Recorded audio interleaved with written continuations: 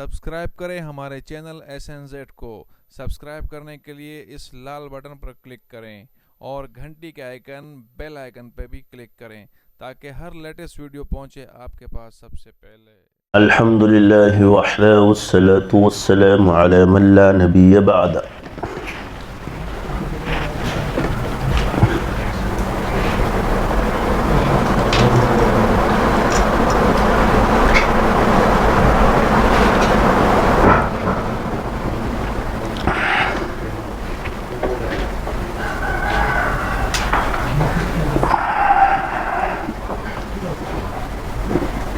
میرے واجب الاحترام عزیز ساتھیوں، علماء کرام،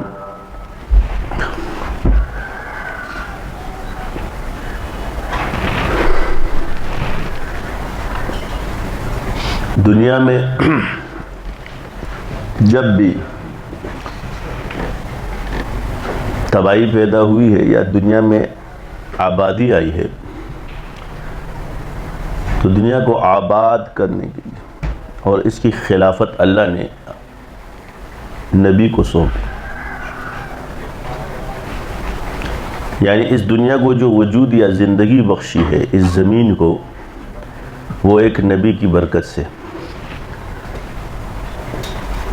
اللہ نے کلام اللہ میں فرمایا انی جاعل فی الارض خلیفہ، یعنی کائنات بنائی کس کے لیے؟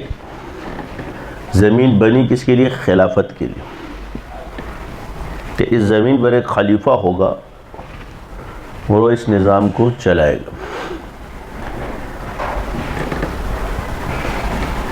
اور اس کے لیے جس کا انتخاب کیا وہ تھے اللہ کے نبی آدم علیہ السلام۔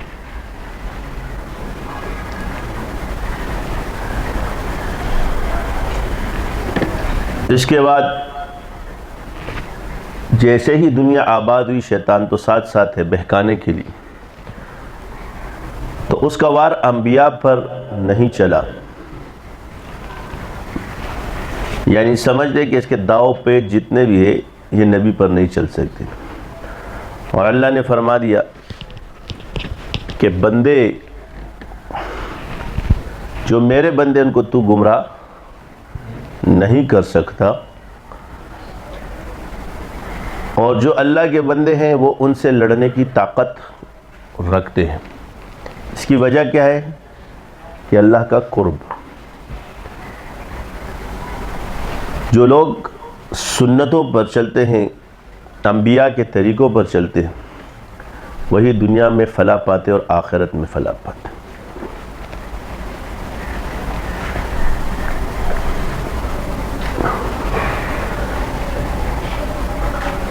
پھر زمانے میں جیسے ہی لوگ ابلیس کی اور نفس کی شرارتوں کا شکار ہوئے اور ان پر ان کا غلبہ ہوا، تو اللہ نے انبیاء ہی کو اس بحران سے نکالنے کے لیے بھیجے۔ انہی میں سے اللہ نے انبیاء کو پیدا کیا ہے اور اس بحران سے نکالا۔ نوح علیہ السلام 950 سال تک دعوت دیتے رہے، لوگ نہیں سدھرے، شرک میں مبتلا ہوئے۔ شرک کی ابتدا کیا ہوئی جی؟ عقیدت۔ سب سے پہلے جو عبادت شروع کی گئی تھی وہ آگ کی تھی، آتش پرستی شروع کی تھی، یہ قابیل نے کی۔ قتل اس نے حابیل کا کیا، لیکن یہاں ایک تصور ہے کہ اس نے یہی سوچا کہ اب مجھے اللہ معاف نہیں کرے گا، اور توبہ کے بجائے شیطان نے اس کو کہ مجھ سے بہت بڑا جرم ہو گیا، اور دنیا میں وہ سب سے پہلا جرم تھا کہ اس نے اپنے بھائی کو شہید کیا تھا۔ لیکن اس کی توجہ توبہ کی طرف نہیں گئی، اور وہ سمجھ بیٹا کہ اب میں ہمیشہ کے لیے جہنمی ہو گیا، اور اس طرح چلتے چلتے وہ آتش پرست بن گیا۔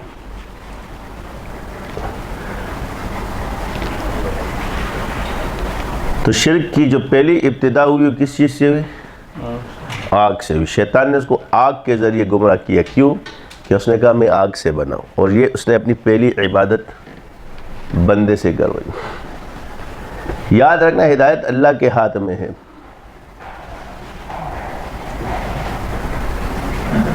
ورنہ پیدائش ایک ایسے پاک نبی سے وہ بھی پیدا ہوئے، لیکن ہدایت اللہ کی طرف سے. اس لیے ہدایت قیمتی چیز ہے.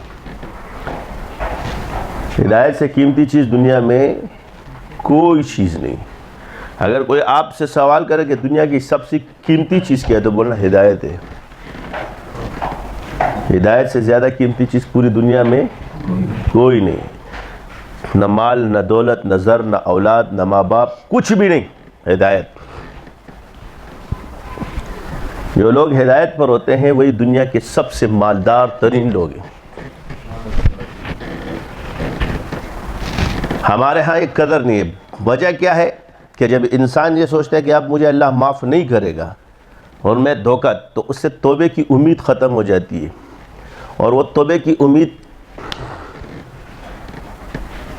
قبول ہونے کے لیے کہ جی توبہ اللہ ہماری قبول نہیں کرے گا، یعنی اس نے یہ سوچا اور شیطان نے اس کے دماغ میں ڈالا. دوسرا، اپنی جان کا خوف لاحق ہوتا ہے. جی قتل کا بدلہ کیا ہے؟ جی خون کا بدلہ تو قانوناً اس کو جرم میں سزا بھی دی جیسے. یہی چیز چلتے چلتے آگے نفس کی سرکشی کا سبب بنا، اور اسی کو کہتے ہیں نفس پر اصرار. ایک تو آپ نے جرم کیا اور توبہ کرنے کے بجائے، جھکنے کے بجائے آپ نے اس پر اصرار شروع کر دیا. اور یہی چیز تکبر کا باعث بنتی ہے، اور تکبر انسان کو کفر کی طرف لے جائے. وہی اس نے اس کو کافر اور مشرک بنایا. اس کے بعد اور انبیاء آئے. نوح علیہ السلام کا زمانہ آیا.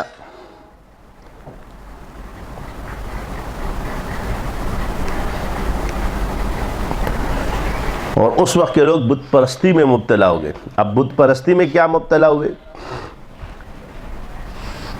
اللہ کے غیر کو پوجنے لگے. یہاں پر نبی کے طریقوں کو چھوڑ کے اپنی عقلی قیاسات سے اور اپنی محبت کو ایک شکل دی گئی. یعنی اپنے پچھلے محبوبوں کو دیکھنا کہ ہمارے پچھلے محبوب کیا ہے. حالانکہ سامنے ان کے بھی نبی کھڑا ہے، مگر پچھلوں کی وجہ سے ان کی عقیدت دل میں لائی گئی. پہلے اس عقیدت کے بعد وہ تصویر کشی ہوتی ہے، پھر اس شکل کی پوجا شروع ہوئی ہے، تصویر. اس کے بعد اس نے اس کی عبادت شروع کی. اس کے لیے اللہ تعالیٰ نے نوح علیہ السلام کو 950 سال تک دعوت دیتے رہے. یعنی اگر قوموں کو عروج ملا ہے تو انبیاء کے طریقوں کو اپنانے سے، اور اگر ان کو زوال آئے تو انبیاء کی گستاخی سے. یعنی کامیابی کا راز کیا ہے؟ نبیوں کی عقیدت اور ان کے طریق پر چلنا. اور تباہی کیا ہے؟ ان کی گستاخی کرنا، ان کے طریقوں کو چھوڑ دینا.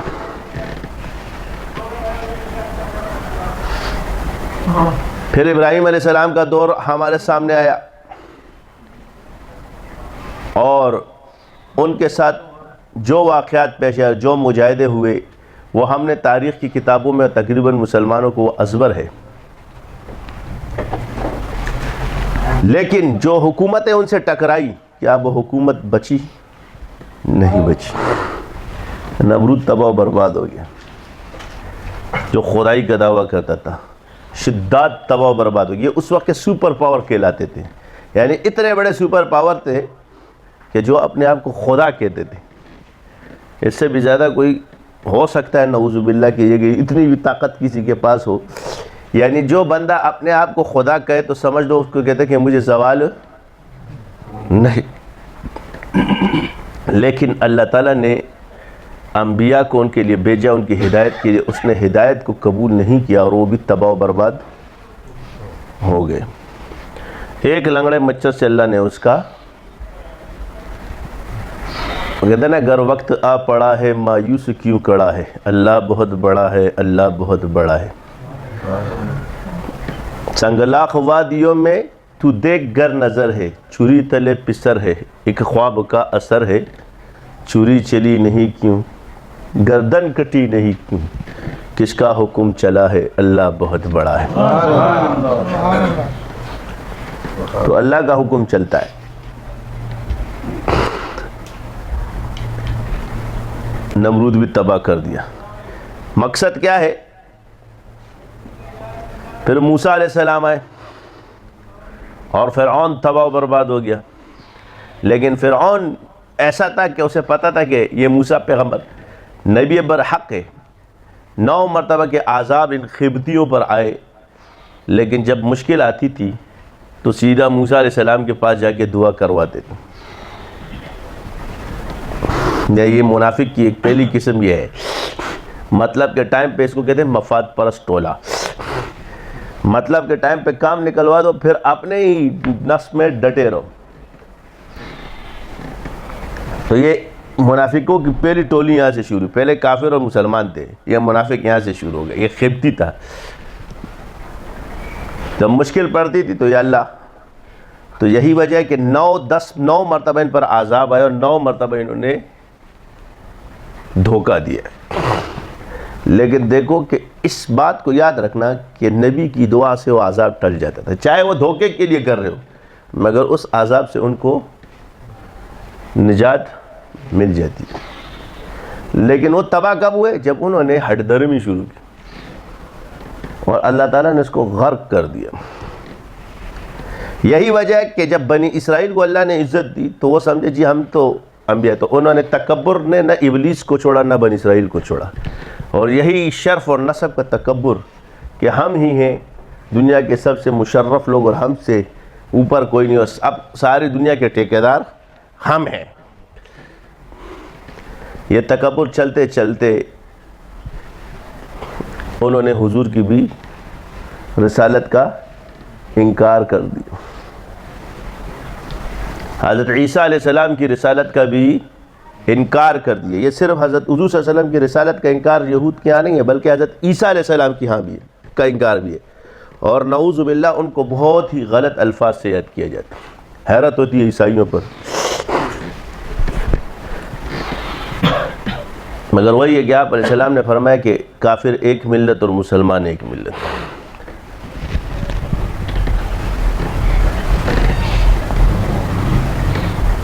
یعنی آپ کے بڑے کا اگر کوئی احترام کرے تو آپ اس کے ساتھ ہوں گے، یا جو آپ کے بڑے کا احترام کرے نہیں کرے گا اس کے ساتھ ہوں گے۔ تو جن کی قوم، جس قوم کے عقیدے میں ان کے بڑے کے خلاف باتیں لکھی ہوئی ہیں، جن کی رسالت، جن کے مذہب میں نہ عیسیٰ علیہ السلام کو نبی مانا جاتا ہے اور نہ یہ جھوٹ بولتے ہیں اور نہ حضور کو، جو موجود ہے کتابوں میں ہے۔ مذہب تو کتابوں سے پہچانا جاتا ہے، مگر ان کی ہٹ درمی اس میں یہ ہے کہ وہ خود نہیں مانتے۔ تو ہم انہیں بنی اسرائیل اس لیے کہتے ہیں کہ اللہ تعالیٰ نے بھی ان کو بنی اسرائیل سے خطاب فرمایا۔ تو عرض یہ ہے کہ فرعون بادشاہ بن کر اور خدائی کا دعویٰ کر کے جب موسیٰ علیہ السلام سے ٹکرایا تو وہ بھی تباہ ہو گیا۔ یعنی ایک بات تو صاف ہے کہ مشکل وقت میں اللہ نے انبیاء کو بھیجے، امت کو، مخلوق کو تباہی سے نکالنے کی، اور یہی چیز العلماء ورثۃ الانبیاء کے تحت آئے گی کہ دنیا میں جب بھی مشکل آئے گی اس کو اللہ کے اولیاء اور علماء ہی نکالے گی، کوئی اور انسان اس کو نکال نہیں سکتا، کیونکہ یہ کتنا خوشگوار نعرہ ہے اور دشمن دوست ہمارا ہے۔ یعنی یہ ایک بات صاف ہے کہ جو لوگ مشکل وقت میں علماء کے ساتھ رابطے میں رہے انہوں نے ہی ملکوں کو بحران سے نکالا ہے۔ میں نے آپ سے کہا نا، ایک گستاخی اور ایک نبی کا طریقہ چھوڑ دینا، یہی چیز ہوتی ہے کہ اللہ کے محبوب لوگ کون ہیں، محبوبین کون ہیں۔ ہندوستان میں جب ضرورت پڑی انگریز آئے، سارے حاکموں کو ختم کیا، جتنے بھی حاکم وقت تھے سب کو ختم کر دیا، لیکن درویشوں نے ان کی چڑھتے سورج کو ڈبو دیا۔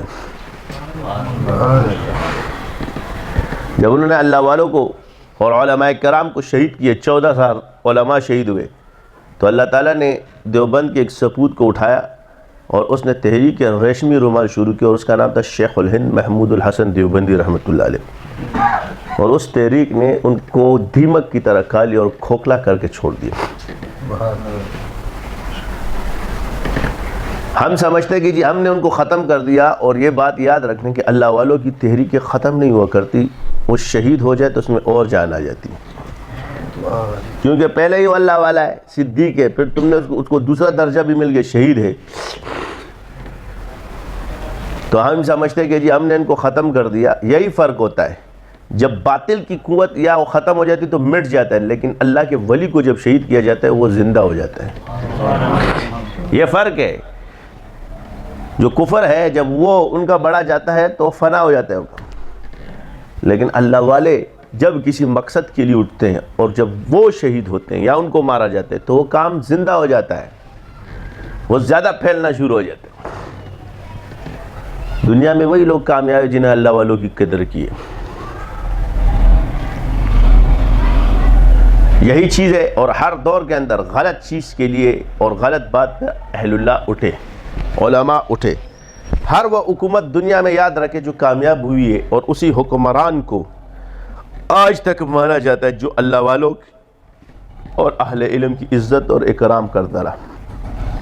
محمود غزنوی اسی وجہ سے کامیاب ہے، ٹیپو سلطان شہید رحمۃ اللہ علیہ اسی وجہ سے ان کا نام ہے، اسی طرح سلطان صلاح الدین ایوبی ہے، ان کے نام بھی اسی وجہ سے، ہارون رشید تھا، اس کا نام بھی اسی وجہ سے، عمر بن عبدالعزیز رحمۃ اللہ علیہ تو خود ایک اللہ کے ولی ہے سارے۔ اصل کیا ہے؟ علماء کی قدر۔ اسی طرح سلطنت عثمانیہ میں آ جاؤ یا خلافت عثمانیہ، جنہوں نے بزرگوں کی قدر و منزلت کی اور ان کو اپنے ساتھ رکھا، ان کی حکومتیں مستحکم ہوئی۔ ہمارے ہاں کیا چلتا ہے؟ تو میں نے آپ سے پہلے کہا آپ کو 3-4 لوگوں سے پالا پڑتا ہے۔ ہمارے ملک کے بحران کو بھی ان چیزوں میں ہم اگر وہ کر دیں تو ایک ہے وطن پرست، ایک ہے مفاد پرست، اور ایک ہے دین پرست۔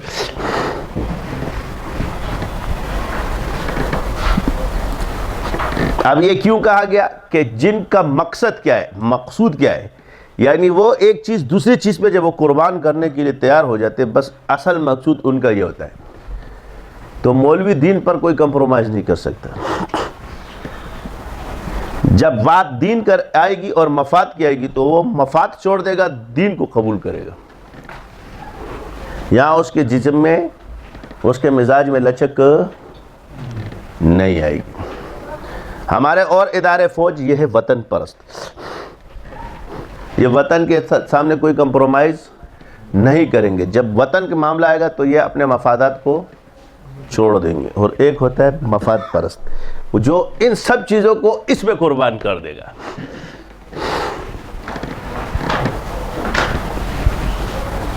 65 سال ہو گئے اس ملک کو آزاد ہوئے۔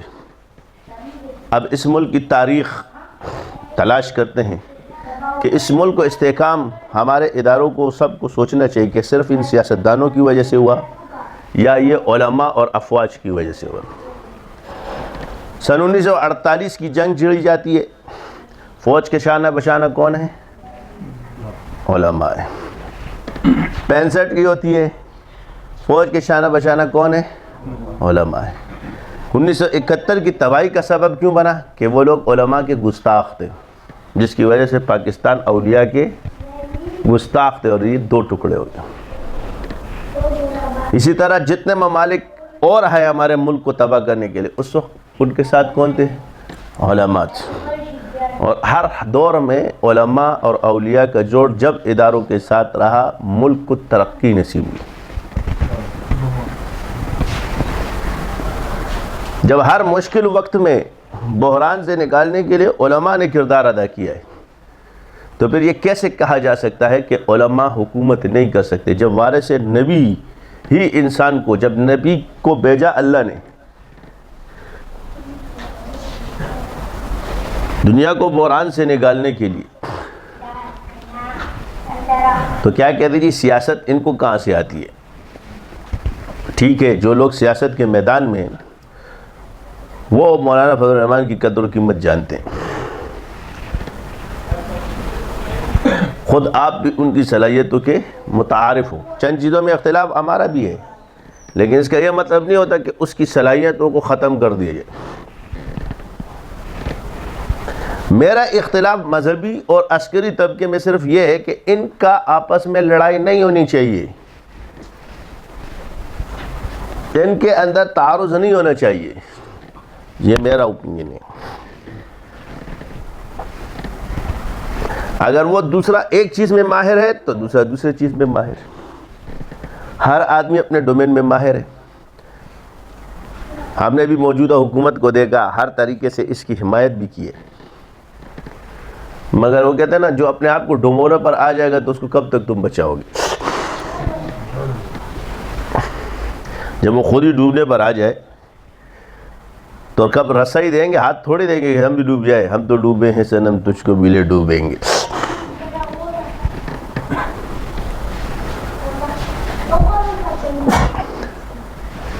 تو ہمارا ملک اس وقت جس دورانے پر ہے، اس وقت اس کو علماء کی ضرورت ہے.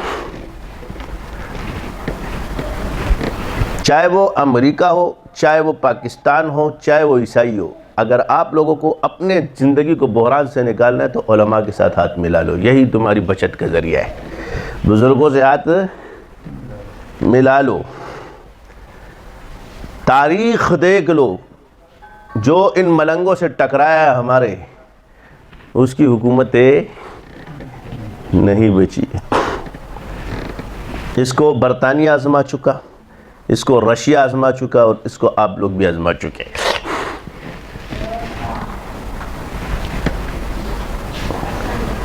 ان چیزوں میں اور سارے سیاستدان جتنے بیٹھے ان کو بھی چاہیے کہ آپ اپنا لیڈر اس شخص کو بنا لیں. بہت کر لی تم لوگوں نے حکومت، بہت کر لی تم لوگوں نے حکومت. اب تم لوگوں پر بھی حق ہے اور اس قوم پر بھی یہ لازم ہے کہ اب اس بزرگ کو چن لیں.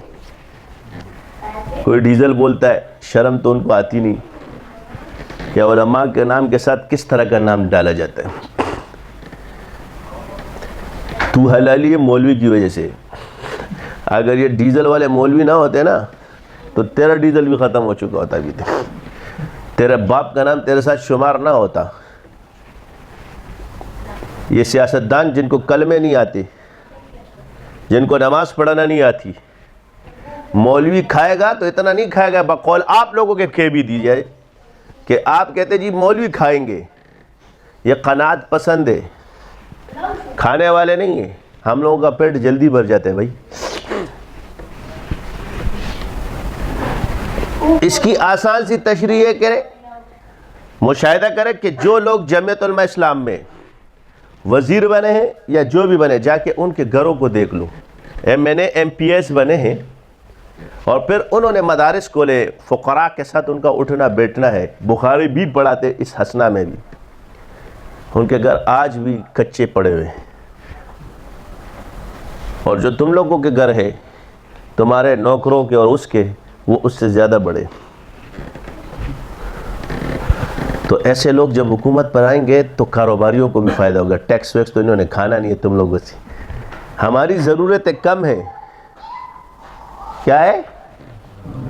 تو جس کی جتنی ضرورت کم ہوگی، یہ صحابہ کی اس نے وہ باقی مال و بیت المال میں ڈال دیں گے. جتنی ان کی ضرورت ہوگی اس کے بعد سارا مال کس کا ہے؟ ہمارے شوق نہیں ہے، ہمارے خواہشات نہیں ہیں. ہم ضرورت کی وجہ سے جیتے ہیں. جینے کے لیے کھاتے ہیں، کھانے کے لیے نہیں جیتے. یہ کھانے کے لیے جیتے ہیں. یہ اخراجات آپ لوگوں کے جو ٹیکسز بنتے ہیں یہ ان کی وجہ سے. دیکھ لی سادگی. ہم نے پہلے ہی کہا تھا کہ سرکار نے جو گھر بنائے وہ ایسے وہ فالتو نہیں ہے. اس کو یہ کر دیں گے، اس کو وہ کر دیں گے. ملک کو تجارت کے طریقے پہ چلانے والے تاجروں کے حوالے کر جائے تو اس کو تجارت کس طرح سوچتا ہے.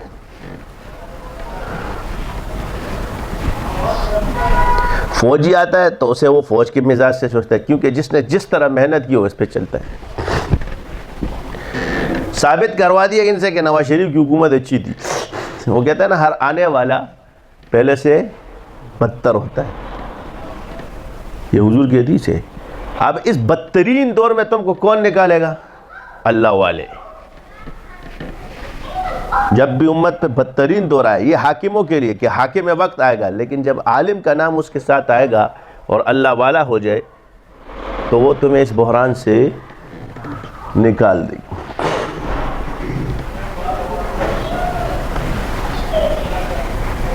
آج اگر آپ وہ سعودیہ کی حکومت دیکھ رہے ہو تو اس کے پیچھے بھی ایک عالم کا ہاتھ ہے. وہاں بھی حاکم اور عالم کا جوڑ ہے. کیا ہے؟ وہاں کی حکومت اور عالموں کے اندر جوڑ ہے، وہ جدا نہیں ہے، اس لیے ان کی حکومتیں چل رہی ہے. جہاں یہ جوڑ ختم ہوتا ہے وہاں تباہی شروع ہو جاتی. مدینے کی ریاست ہے جی، توڑ پھوڑ شروع ہو جاتی. مدینے کی ریاست بنیں گے، ارادہ اس نے کیا اور لائق اس کے علماء اور اولیاء ہے. ارادہ جو بھی کرے، مگر اس ریاست کے لائق کون ہے؟ العلماء ورثۃ الانبیاء. کہتے ہیں انہوں نے دین کب سیکھا، رہ کر شیخ کے گھر میں پلے، کالج کے چکر میں مرے صاحب کے دفتر. میں نے ابن عربی کو پڑھا ہے. تم نے پڑھا ہے ابن عربی کو؟ کیا سمجھو گے؟ کیا تھا ابن عربی؟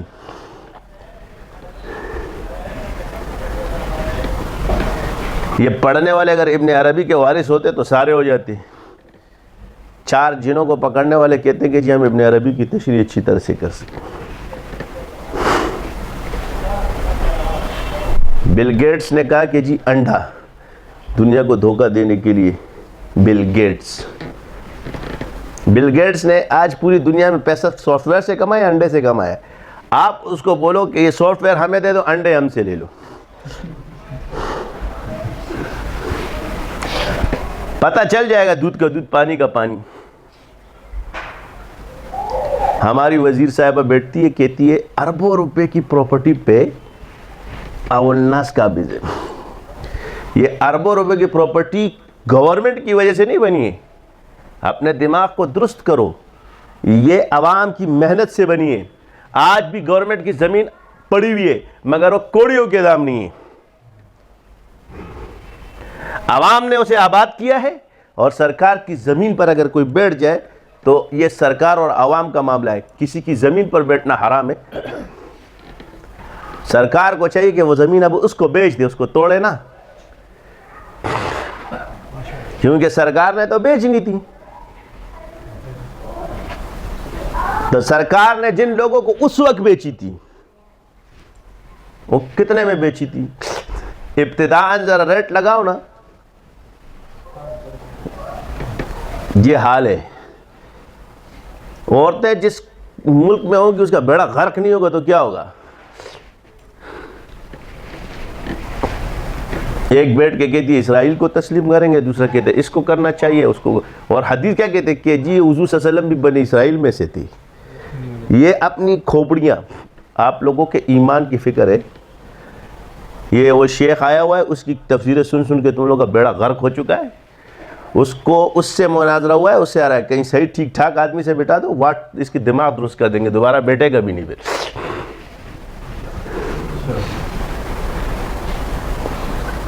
میں نے آپ سے کہا کہ دنیا کی سب سے قیمتی چیز کیا ہے؟ ہدایت ہے. اور ہدایت کو تباہ کرنے کے لیے اتنا ہی کافی ہے کہ تم اپنے خیالات دوڑاؤ.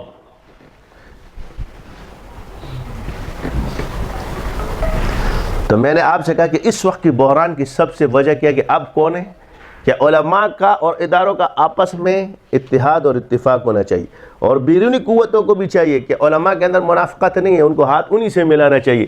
یہی مفاد پرست ٹولے آپ لوگوں کو بھی خراب کرتے کہ جی یہ آپ کے خلاف، ہم تمہارے غلط کاموں کے خلاف ہیں.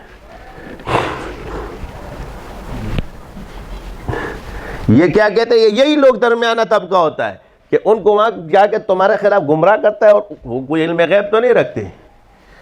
تمہارے بیانات، تمہاری تقریریں ان کے سامنے کھڑی کر دیتے کہ یہ دیکھو ہم آپ کے عاشق ہیں. یہ نہ تمہارے عاشق ہیں نہ یہ ملک کے عاشق ہیں، ان کو صرف ایک ہی عاشق ہے، وہ ہے پیسہ.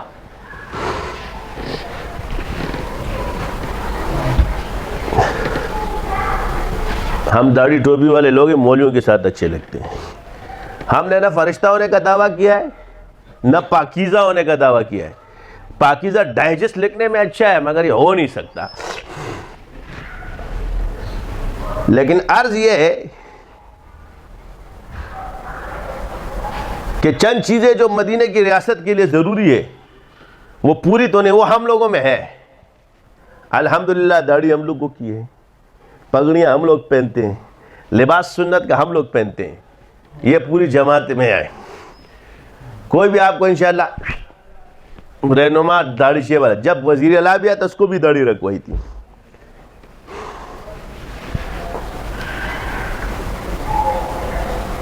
تو کہتے جی کیا داڑھی دین میں؟ یہ دین میں؟ داڑھی دین میں ہے، ٹھیک ہے داڑھی میں دین نہیں ہے، مگر داڑھی تو دین میں ہے نا. سوال یہ پیدا تھا، چلو تو ہم آپ سے کہتے آپ کو کتنے روپے کا فائدہ ملتا ہے اس کو کٹوانے کا؟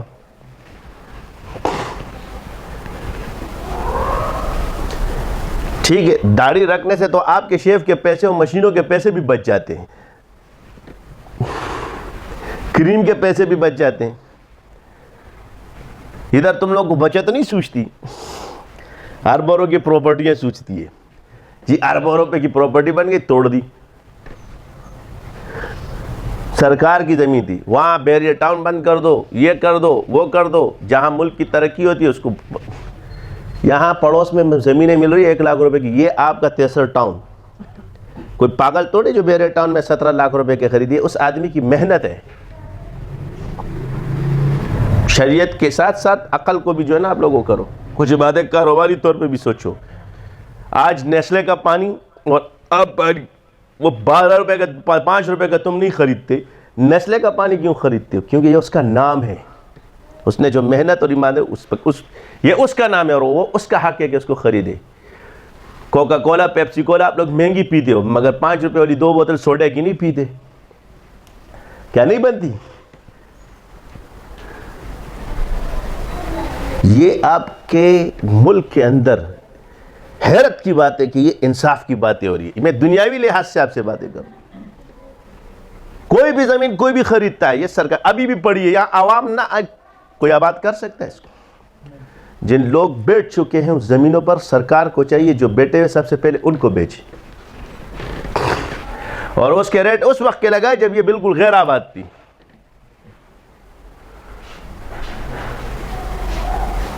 یہی وجہ ہے کہ ان کو آباد کرایا جاتا ہے، پھر اس کو مسمار کیا جاتا ہے، پہلے اس کو ان عوام کے ذریعے قیمتی بنایا جاتا ہے.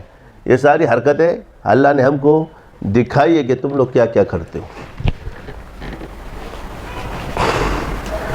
جس قوم کی سیاست تباہ و برباد ہو جائے، وہ جتنا بھی لاپا لوپی لگا لے، اب کھڑے ہونے والے نہیں ہو. کہتے ہیں نا بد اچھا بدنام برا ہوتا ہے. کیا ہوتا ہے؟ بد اچھا بدنام برا ہوتا ہے.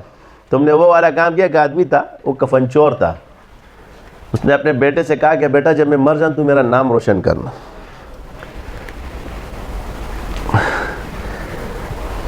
تو وہ جب بیٹا آیا تو اس نے کیا کیا کہ وہ تو باپ تو صرف کفن چوری کرتا تھا، بیٹے نے آگے ڈنڈا بھی جو ہے نا غڑس کر دیا. تو اب جب لوگ آتے تھے دیکھتے تھے یہ تھے کہ باپ تو اچھا تھا، تو صرف کفن چراتا تھا. کیا کہتا تھا؟ بیٹا تو اتنا بدبخت ہے، یہ تو مردے کا جو ہے نا پورا جسم خراب کر دیتا ہے ڈنڈوں سے. تو یہ وہ والا کام ہو گیا. نعرہ ہمارا کیا ہے؟ جی مدینے کی ریاست، مگر بچے 2 ہی اچھے. نعرہ ہمارا کیا ہے؟ مدینے کی ریاست میں دین کی بات ہوتی یا انڈوں یا پراٹھوں کی باتیں ہوتی؟ یہ وہ شیخ چلی والا قصہ آ جاتا ہے یار. یعنی انہوں نے سوچ لیا ہے کہ انڈے سے جو مرغی پیدا ہوگی اس نے مرنا نہیں ہے، اس نے بچے ہی دینے ہیں. اوپر سے کیا کہیں گے؟ فلاں جی ISBR نے یہ چیز جاری کر دی، کوئی بیان ہوگا تو یہ ہوگا، تو فلاں ہوگا. انٹرنیٹ اور سوشل میڈیا پہ ہی آئے گا. ISBR ہے کے نام پہ جو نا آپ کو میسیجز آ رہے ہوں گے. یہ جمہوری حکومت ہے، یہ کوئی امریت نہیں ہے. اسلامی جمہوریہ پاکستان کے نام پر بنائے.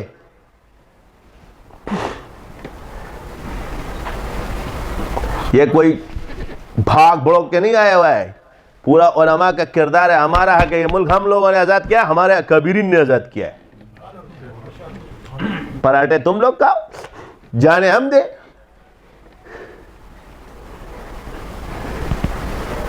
تاریخ بھی پڑھی ہے, ہمیں پتہ ہے کہ کیا کیا اس ملک میں ہوا ہے. اس ملک کی بنیادوں کے اندر دیوبند کا خون رچا بسا ہے.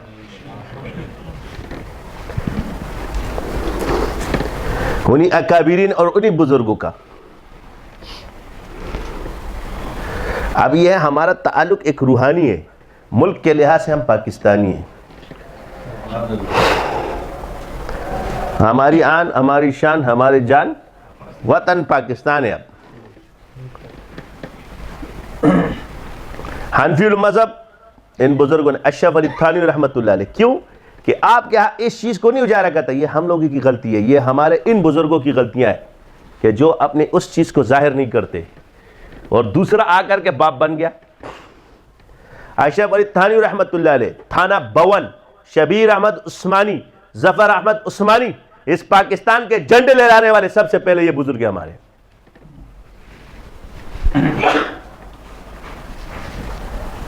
قائد اعظم جن کا مرید رہا, جن کا شاگرد رہا, کیسے کہہ سکتے ہو آپ لوگ؟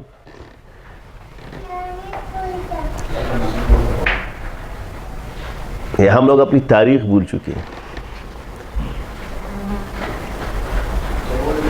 دوسرا پراٹھے والا آتا ہے, آپ جا کر انگریزوں کے کتابیں تو پڑھو نا کہ انہوں نے غدار کس کو کہا اور وفادار کس کو کہا ہے.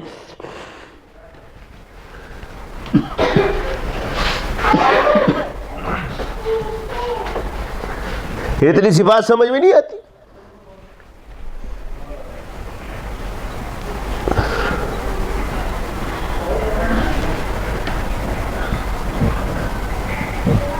یہی وہ چیز ہے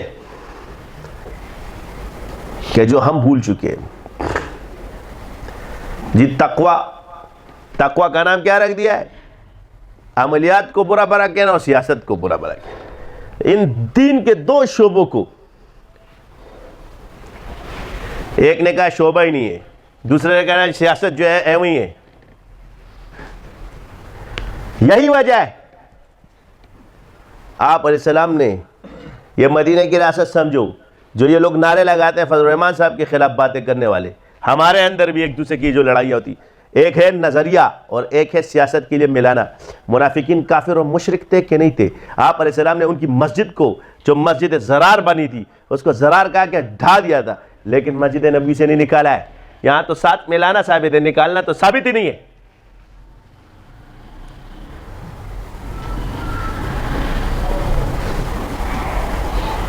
لیکن صفہ میں نہیں بٹھایا, صفہ میں کوئی نہیں ہے, اور سیاست کے پلیٹ فارم پہ حضور نے سارے کافر, مشرک, یہود, نصارہ اور یہ منافق سب بھی بیٹھے ہوئے تھے. ملایا یا نہیں ملایا؟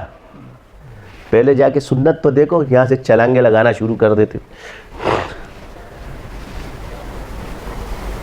یہ میں ان کو دلیل دے رہا جو بہت پیاری پیاری بات کرتے ہیں. ہم لوگوں کو ملنا ہے فضل الرحمان صاحب کے ساتھ ملو, اس کی جماعت کے ساتھ ملنے کی تمہیں ضرورت نہیں ہے. شخصیت کے ساتھ ملتے ہو نا, اور پارٹیوں کو جب ہم ووٹ دیتے اس میں بھی تو مخالفین بیٹھے ہوتے ہیں, لہٰذا آپ اس شخصیت کو ووٹ دیتے ہو تو ادھر بھی شخصیت کو دے دو. اتحاد آپ لوگوں کا ضروری ہے. دوسرا, ہمارے جتنے ووٹ ہیں, جتنے مدارس ہیں, وہ اپنے ووٹوں کو رجسٹرڈ کرائے اس علاقے کے اندر, عارضی پتے پر. تمام محتممین اس سال تم لوگ یہ کام کرو, اور اس کو لازم سمجھ کے کرو. اتنے بڑے جلسے کی ضرورت نہیں ہے, مگر ایک بات کرو کہ ووٹ ہمیں دینا. ہمیں 5 سال میں تمہارا ایک ہی چیز ہے, جب الیکشن آئے 5 سال میں نہیں, ہمیں صرف ووٹ دے دو, پھر بس ہو جاؤ. اللہ سے ڈرنے والے تمہارا خیال رکھ سکتے ہیں, اور اللہ سے ڈرنے والے, اللہ نے قرآن میں فرمایا انما یخشی اللہ من عبادہ العلماء. جو لوگ اللہ سے ڈرتے ہیں وہی تمہارا خیال رکھیں گے, جو اللہ سے نہیں ڈرتے وہ تمہارا خیال کبھی نہیں رکھیں گے. وہ عوام, لڑکیوں کو یہ غم ہے ہمیں برقعے پہنا دیں گے, ہم برگر کیسے پہنیں گے, girl friend boy friend system ختم, اس فنش, مولوی ٹوٹو. وہ دوسرا کہتا ہے ہم ناچیں گے, گائیں گے, کیا کریں گے, ہمارے تمہارے گھروں پہ تنخواہیں دیں گے ہم. کیا کریں گے؟ تم اگر کام سے نکالیں گے تو تمہارے گھروں پہ تمہاری تنخواہیں دیں گے. بغیر کام کے کھاؤ پیو موج اڑاؤ. کیسا ہے؟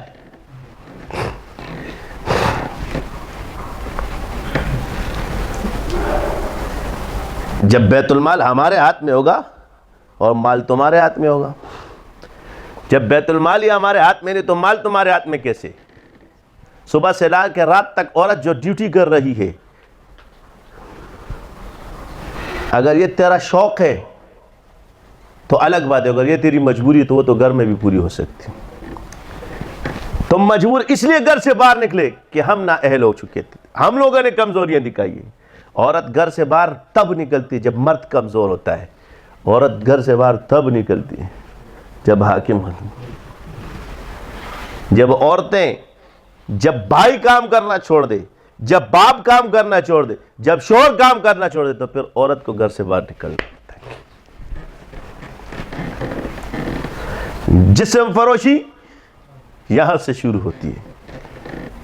کہتے جی اسلام میں نفقہ کیوں شرط ہے؟ اسی لیے تو شرط قرار دیا ہے. یہ کف اسی لیے تو شرط ہے کہ عورت کو گھر میں بیٹھ کر کھلاؤ. اس کو گھر دینا مرد کی ذمہ داری، اس کو کھانا دینا مرد کی ذمہ داری. یہ ہے معاشرہ. کوئی شوق سے نہیں جاتا، اس کی ضرورتیں اس کو تباہ کرتی ہیں. اور خواہشات کب جنم لیتے ہیں؟ جب لوگ ذکر سے دور ہوتے ہیں. پاکستان کی زکوٰۃ لا الہ الا اللہ ہے. کون سے عوام پڑھتے ہیں؟ چاہے فوج ہو، سیاستدان ہو. 70,000 کلمہ پڑھو، کم سے کم پاکستانی ہونے کی زکوٰۃ تو ادا کر دو.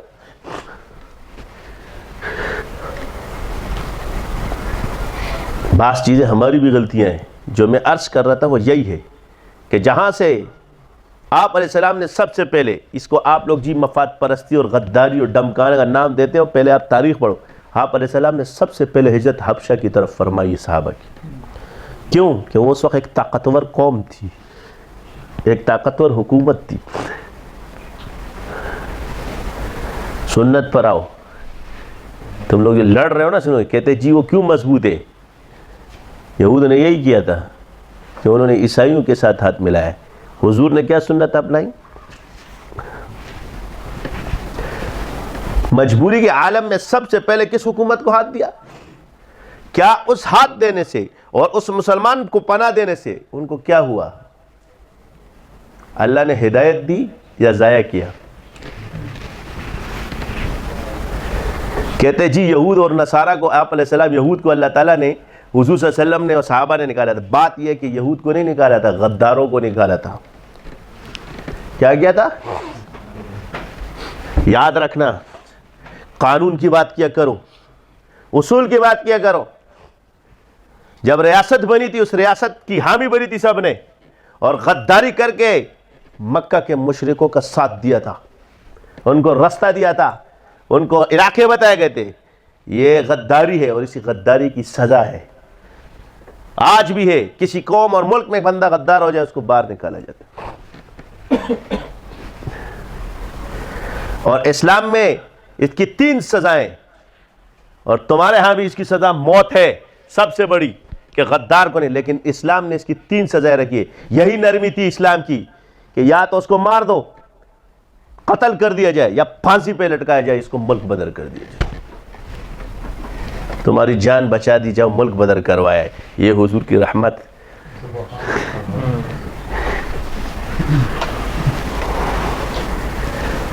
کیوں؟ کہ جب ایک انسان ریاست کے لیے کیا کرتا ہے؟ گھڑے کھودتا ہے، اس کو غداروں کی لسٹ میں ڈالا جاتا ہے. اپنے جرم دیکھو. خلیفہ وقت پر الزام مت لگاؤ، ہمارے نبی پر الزامات مت لگاؤ. بغض اور کینے کے بجائے پہلے اپنے لوگوں کا جرم دیکھو کہ انہوں نے جرم کیا تھا. انہوں نے ریاست کے خلاف غداری کی تھی.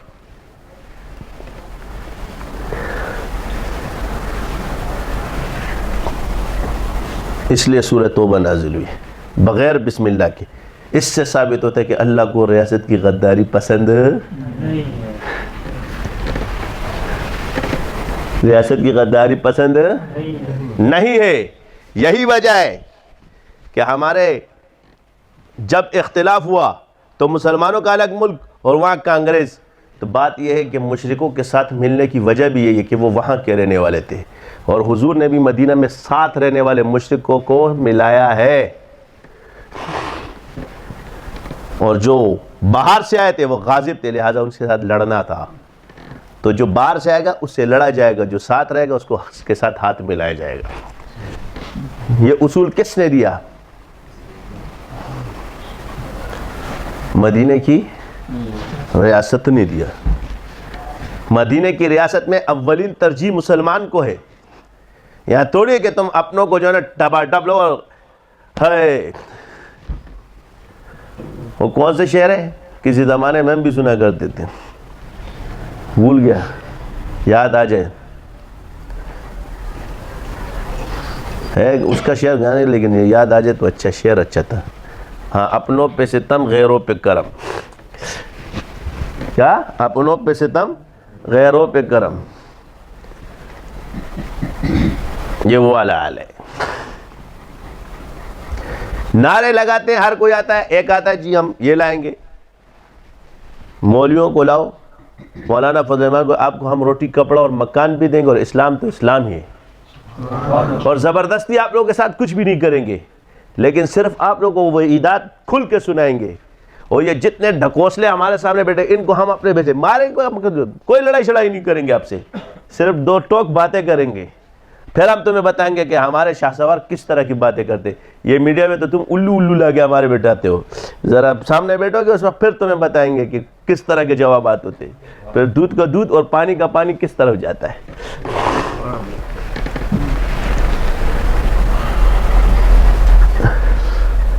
سمجھ آئی کہ نہیں آئی؟ تو تم مولوی تو لازمی دینا، اور جتنے دیندار طبقے، اس لیے اللہ نے قرآن میں فرمایا ہے آپس میں لڑائی نزاع مت کرو ورنہ تمہاری ہوا اکھڑ جائے گی۔ تمہاری سب سے بڑی وجہ یہ کہ تم میں لڑائی، کسی کو لیڈر بننے کا شوق ہے، یہ کوئی مخلص نہیں، یہاں ایسے ایک اٹھتے ہیں میں حق بیان کرتا ہوں، تو حق کے خلاف حق بیان کرتا ہے، آپ حق کے خلاف حق بیان کرتے ہو، نور زمان کے خلاف حق بیان کرتے ہیں، یعنی حق پہ ہوتے ہیں اس کو نہ حق کہہ دوں، یہ ہم لوگ کا حق ہے۔ دو دیوبندی آپس میں یا دو بزرگ ایک ہی مسلک کے لڑنے والے، اس کو حق کہتے ہیں، یہ فساد ہے۔ سارے صحابہ حق پر تھے، اس لیے تو منافق کہتے تھے کہ ہم تو اصلاح کرنے والے ہیں، اپنے آپ کو مشہور کرنے کے لیے۔ کیا نام دے دیا؟ یہ ہے ہمارا فساد۔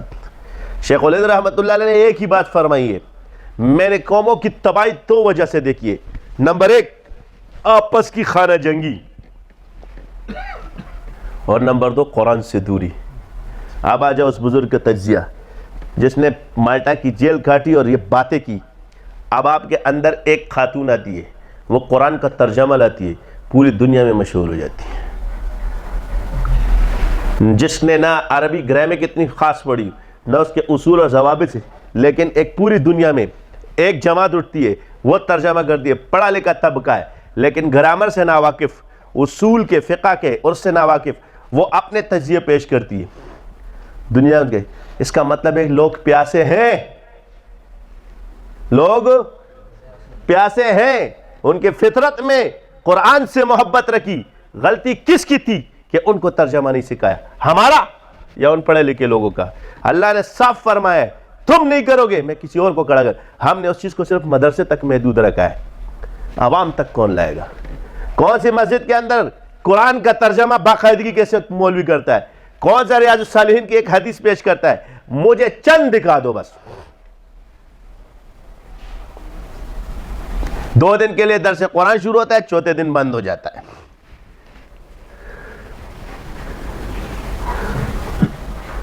کتنے مولوی فارغ ہو تم لوگ؟ کتنوں نے اپنے گھروں میں شروع کیا ہے؟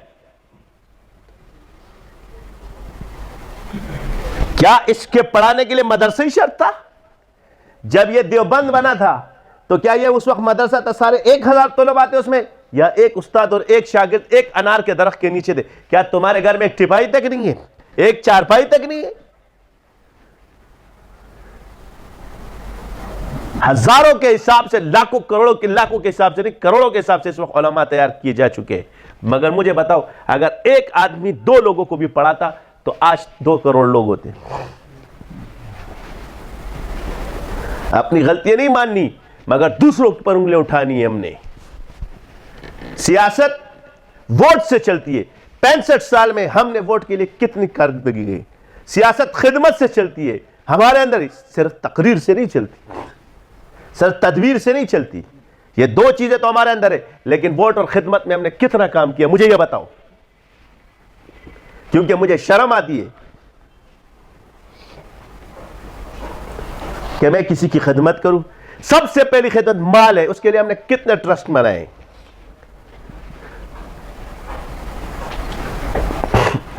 دین کی خدمت کرنے والے اور یہ ہمارے جتنے بڑی جماعت ہے 1 روپیہ بھی ڈالے، 1 روپیہ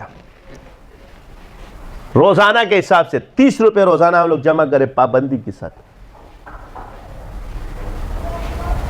مہینے کا مشکل ہے. اگر ہم 1 کروڑ لوگ ہوں گے تو کتنے بنیں گے اس 30 روپے کے حساب سے؟ تو 30 کروڑ روپے میں ہم کتنے خاندانوں کتنے علاقوں کو پال سکتے ہیں.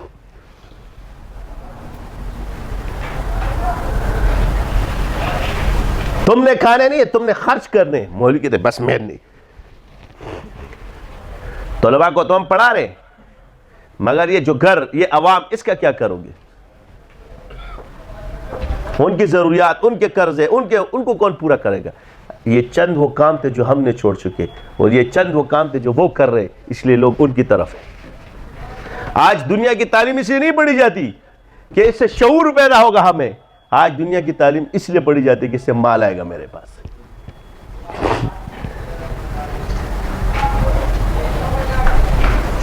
کیا آئے گا؟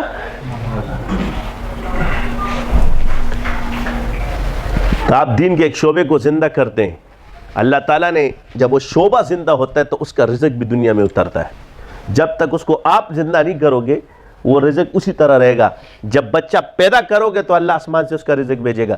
جب اس بچے کو تم لوگ پیدا نہیں کرو گے اور اس کے لیے کوئی پلاننگ نہیں کرو گے تو آسمان سے اس کا رزق نہیں آئے گا. 2 بچے ہمارے تو 12 ہو گئے، ہم کیا کریں گے؟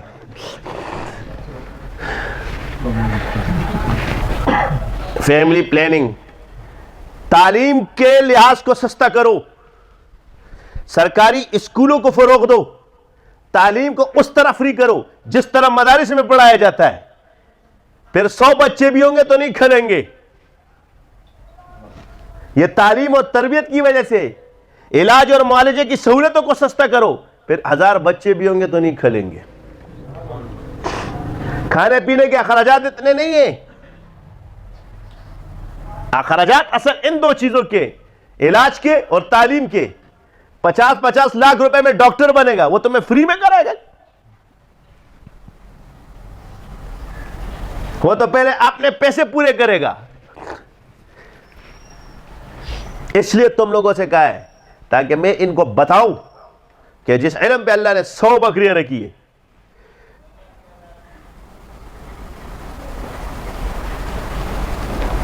اب ہر کسی کا ہے،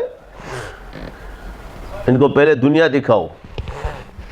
جنت انہوں نے نہیں دیکھی، نہ جہنم انہوں نے دیکھی. اس سے ڈرنے والی قوم نہیں ہے. پہلے ان کو جو چیز سامنے نظر آ رہی ہے وہ دکھاؤ.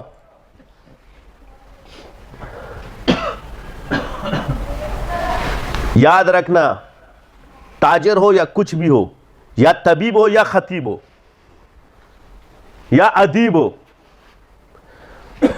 اپنے کمائی کا 40% اللہ کی راہ میں خرچ کرنا شروع کر دو. تمہارے پیسے کم ہو گئے، تمہاری نسلیں ختم ہو گئی، اور یہ پیسے کم ہو جائے گا میرے قبر پہ پیشاب کر دینا اگر میں مر جاؤں تو.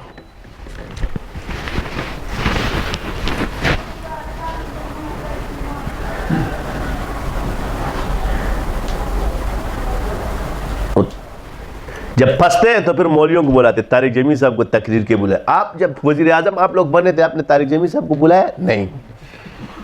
اب آپ طارق جمیل صاحب نے کسی کو بھی بلا لو، تیرے سیاسی ساکھ بننے والی نہیں ہے تم لوگوں کی.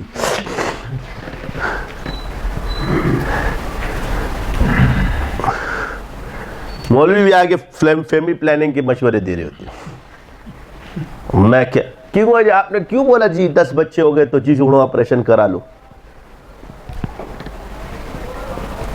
جب ایک عالم دین سے یہ بات نکلتی ہے بزرگوں سے تو پھر وہ اس کو کیش کرتے. صرف بچے ہی تو نہیں نظر آئے, ہو سکتا ہے 11واں اللہ کا ایسا ولی پیدا ہو جائے کہ دنیا میں انقلاب پیدا کر دے.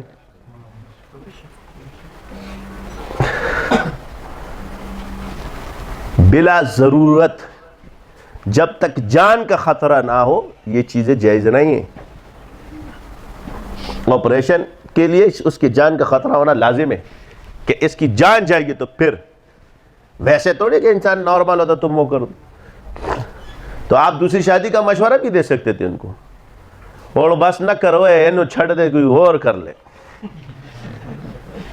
اور دوجی کر لیتے, تیجی کر لیتے, چوتھی کر لے. بچے ڈیوائیڈ ہو جائیں گے, 4 4 4 چوک 16, 5 چوکے 20, 6 چوک 24, 10 چوکے 40, چوکے پہ چوکے. آپ علیہ السلام نے فرمایا میری امت کو بڑھاؤ, میں فخر کروں گا. جب حضور نے فرمایا جس کی امت بڑھے گی اسی میں برکت ہوگی, دین کے کام آسان ہوں گے, کیونکہ جب بچے بڑے ہوں گے تو تم انگریزی سالن میں نہیں پڑھا سکو گے, لہذا انشاءاللہ مدرسے آباد ہوں گے, مولوی بنیں گے, فری میں پڑھیں گے. کیا کریں گے؟ مدرسے اللہ نے ایسے بنائے, بچے کا خرچہ مدرسہ دیتا ہے. جن لوگوں کی نظریں اسباب پر ہوگی انہی کو فیسوں کی فکر پڑی رہتی ہے. کیا ہوتی ہے؟ کیوں کہ ان کا اللہ سے تعلق کمزور ہو گیا ہے. جو لوگ دین کا کام کرتے ہیں, یہ امام ابو حنیفہ رحمۃ اللہ علیہ فرماتے ہیں, کیا کرتے ہیں؟ اللہ ان کا کفیل ہے. اس کا یہ مطلب نہیں کہ اللہ کسی کا بھی کفیل نہیں ہے, اللہ سب کا کفیل ہے. ولی سب ہوتے ہیں مگر خاص ولی سب نہیں ہوتے. یہ خاص لوگ ہیں جن کو اللہ اپنی قدرت سے رزق کھلاتا ہے, اور ایسے کھلاتا ہے کہ جو ان کے چندے بند کرتا ہے ان کی فیکٹریاں بند ہو جاتی ہیں. تیرے دم سے چل رہا ہے میرا یہ فیکٹری چل رہی ہے. کیا چل رہی ہے؟ مشرف صاحب جب آئے تھے تو ایک ہو چلا ٹیررزم کا, ٹا ٹا ٹا جی, مدارس سے چاہ بڑو شراش, کراچی سب ڈر گئے تاجر. انہوں نے, میں آپ کو بتا رہا ہوں کہ آپ کے ملک میں بحران کی وجہ کیا ہے, میں آج وجہ بتا رہا ہوں. تو سب نے مدرسوں میں پیسے دینا چھوڑ دیے, ادارے بھی سرگرم ہو گئے, ٹیررزم ہوئے, فلانٹیں, پوری کراچی کی فیکٹریاں بند ہو گئی. کیا ہو گئی؟ پورے پاکستان کی انڈسٹریاں بند ہو گئی. کیا ہو گئی؟ ہو گئی کہ نہیں ہو گئی؟ مگر ایک مدرسہ بند نہیں ہوا, آج تک اللہ چلا رہا ہے, اور بھی بن رہے. میرے پاس ایک شخص آیا, بڑا غریب تھا بیچارہ, 1000 روپے کسی سے ایسے کہتا ہے میں یہ بھی ادھار لے کے آتا ہوں آپ کے پاس.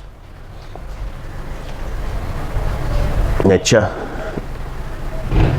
میں نے استخارہ کیا, استخارہ کر کے حیرت انگیز بات ہوتی ہے, اللہ تعالیٰ ایک عجیب بات دل میں ڈال دیتا ہے کہ یہ کسی مدرسے میں پیسے دیتا تھا, اس نے اس میں پیسے دینا چھوڑ دیا, جس کی وجہ سے اللہ نے اس پہ, اللہ کی رحمت اس سے اٹھ گئی. میں نے آگے کولی, میں نے کہا بھائی بات یہ ہے کہ تم کسی مدرسے میں پیسے دیتے تھے. پھر اس نے اپنی کہانی شروع کی کہ میں اتنا امیر آدمی تھا کہ جس دن میں جس رنگ کے کپڑے پہنتا تھا اس رنگ کی میری گاڑی ہوتی تھی. کیا ہوتی تھی؟ جس رنگ کے میں کپڑے پہنتا تھا اس کلر کی گاڑی میری کھڑی ہوتی تھی. مگر ایک مدرسے میں پیسے دیتا تھا, تو میرے بھائیوں نے کہا کہ تو کیا اس مدرسے کے پیچھے لگا ہوا, سارے پیسے یہ کر دیتا ہے وہ کر دیتا ہے. تو میں ان کی باتوں میں آ کر کے میں نے وہ مدرسہ پہ پیسے دینا چھوڑ دی. کہہ رہا اس کے بعد جو ہے نا مجھ پہ جو زوال شروع ہوا آج تک. میں نے کہا بات یہ ہے, اور کہہ رہا میرے بھائی بھی میرے 70-80 لاکھ روپے کھا گئے. تو میں نے کہا بات وہی ہے کہ جن بھائیوں نے مانا کہ وہ بھی تیرے کھا گئے, اور جس مدرسے سے اللہ نے تجھے آباد کیا تو خود ہی بیڑا غرق ہو گیا. تو علماء اور اولیاء یہ تمہاری کھوپڑی میں نہیں ہے, یہ جو تمہارے ساتھ اٹھنے بیٹھنے والے لوگ ہیں کتنے بڑے ولی ہیں، میں ان کو اچھی طرح سے جانتا ہوں. نہ ہمیں ابن عربی سکھاؤ نہ ہمیں تکوین سکھاؤ، لیکن جتنے تجزیے جتنے حکمرانوں کے بارے میں تمہیں بتائے آج دیکھ لو.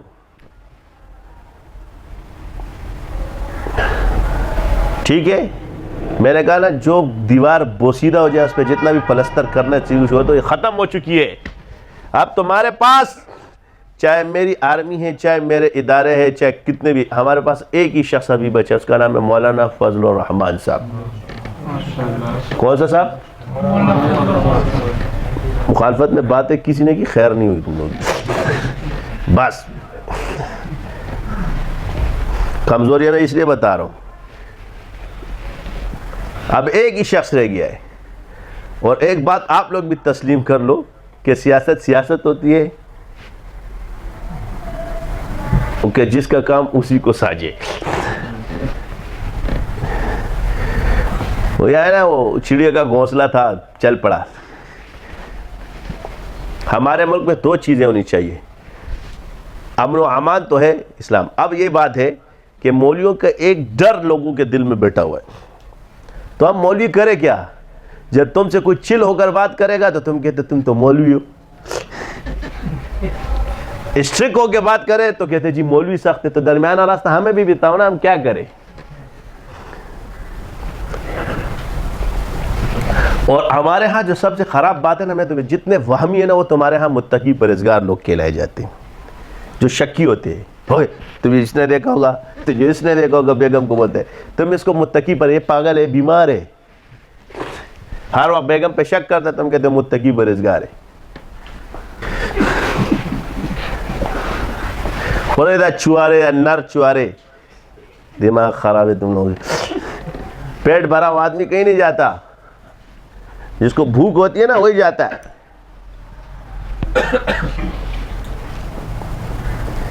ہر وقت سوچتے ہیں یہ تقوی ہے. ہمارے والی بھی اس کو بڑا کتنا پرہیزگار آدمی ہے. تو یہ بزرگ بھی اس پہ ٹپے لگا رہے تھے پرہیزگاری کی. ایسی پرہیزگاری جو ہے نا اسی کو مبارک ہو. ہمیں ایسی پرہیزگاری نہیں چاہیے، ہمیں ایسی ریزگاری بھی نہیں چاہیے، نہ ایسی پرہیزگاری چاہیے. یہ بھی گناہ ہے، اس کو شک کرنا یہ گناہ میں داخل ہے. اس کے لیے شریعت نے جو حدود اور قضا رکھے وہی اصل ہے، اسی کو متقی کہا جائے گا. چھوٹے گناہ کا زہر کتنا ہی خطرناک کیوں نہ ہو جائے وہ چھوٹا ہی رہے گا، بڑا نہیں ہو سکتا. اگر ان باتوں سے کہ جی یہ اس کا مقدمہ ہے تو پھر ارادہ بھی مقدمہ ہے. ٹھیک ہے، وسوسہ بھی جو ہے نا، ارادہ بھی کرنا گناہ کا اس کو بھی پھر گناہ کبیرہ کر دو نا. پہلے تو ارادہ ہوگا، پھر تیری نظر جائے گی.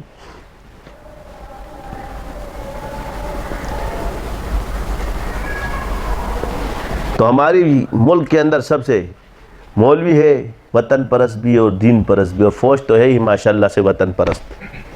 تو ان کا جوڑ جو ہے نا یہ ہر دور میں رہا ہے اور یہی کامیابی رہی ہے. اور سیاست میں تو ماشاءاللہ سے ہمارے سب مانتے ہیں ان کو. تو عرض یہ کہ ان کے تجزیوں کو بھی دیکھو، ان کی باتوں کو بھی دیکھو. انہوں نے جو آپ کو بات آئی وہ بات صحیح ہے، وہ ثابت ہو گئی. اب ہم کیا کہتے ہیں جی ورلڈ بینک کا قرضہ ہم اتارنے جا رہے ہیں جس کا امریکہ خود مقروض ہے.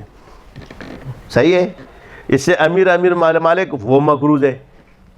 پتہ نہیں کون سا بینک ہے، کہاں سے اس کے پاس پیسہ آتا ہے، ساری دنیا اس کی مقروض ہے. اور ہم اتارنے چلے گئے. جس نے کہا ہے وہ اتارے، ہمیں قسط دینا منظور ہے، ہمیں اتارنے منظور نہیں. جاؤ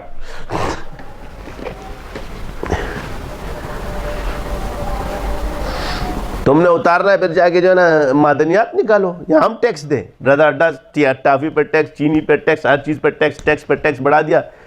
بجلی مہنگی سستی ساری. مدینے کی ریاست ہے، آسان بات ہے، سہولت دو. اور یہ فیل ہو چکے ہو آپ لوگ. لہذا اب اگلے حکمران کی تیاریاں شروع کرو اور اگلے حکمران جو ہے نا مولویوں کو بناؤ. سمجھے؟ ہم لوگ مجلس عمل نے حکومت کی تھی، سرحد میں کوئی سختی نہیں کی تھی، لہذا تمہیں ڈرنے کی کوئی ضرورت نہیں ہے. ہم تمہیں ڈنڈے سے اسلام پر نہیں لائیں گے، کیونکہ اسلام ڈنڈے پر نہیں آیا ہے زبردستی. ہم تمہیں اخلاق سے، ترغیب سے، ہر چیز سے کوشش کریں گے.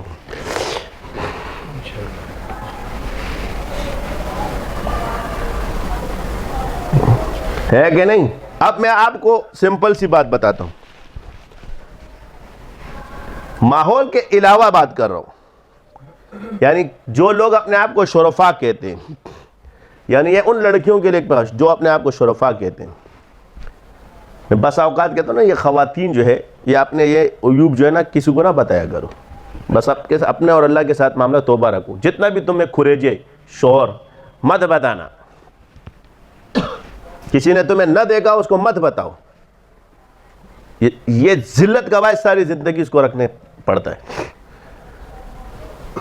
یہ جتنی خواتین ہوتی ہے جو بھی ہے، یہ خود ایک اپنے معاشرے میں آپ لوگ ہیں یا جتنے بھی عزت دار لوگ اپنے آپ کو کہتے ہیں، یہ ان اداکاروں سے شادی کرتے ہیں. ان میں کیا کمی ہے؟ ایک مثال ہے، ماحول کا آدمی کر لے وہ ایک الگ بات ہے جو، لیکن جو وہ ہے اس کی وجہ کیا ہے؟ تو اس کا مطلب ہے کہ اسلام کا تحفظ عورت کا بھی یہی ہے. باقی انسان سرعام انسان ہے، شیطان نفس تمہارے پیچھے پڑا ہوا ہے، تم لوگوں کو جو بتا دیتے ہو یہ اس کے بعد وہ تمہاری تفریح بن جاتی. دنیا میں معاشرہ آج بھی اس چیز کا قائل ہے کہ مرد کچھ بھی کرے اس کو اتنا اثر نہیں پڑتا، لیکن عورت ایک قیمتی چیز ہے. وہ ذرا سا ہوتا ہے پورا خاندان جو ہے نا اس میں آ جاتا ہے. وجہ کیا ہے؟ فطرت میں آج بھی کفار کے بھی موجود ہے، وہ مجبوری سے نہیں بولتے، وہ قانون ایسا بنا ہوا ہے. یہ قانون ختم کر دے امریکہ اور برطانیہ میں، پھر دیکھتا ہوں کہ کون اپنی بہن کو اور بیوی کو نہیں پیٹتا ہے. سب سے پہلے پیٹنے والے یہی ہوں گے. یہ قانون کی وجہ سے کہ انہوں نے قانون ایسا بنایا گیا بس اب بالغ ہو گئے جو مرضی کرے. ذرا اس قانون کو ڈاؤن کر دے یہ لوگ، پھر لگ پتہ چل جائے گا کہ یہ پٹھان زیادہ کوٹتا ہے یا یہ زیادہ کوٹتا ہے.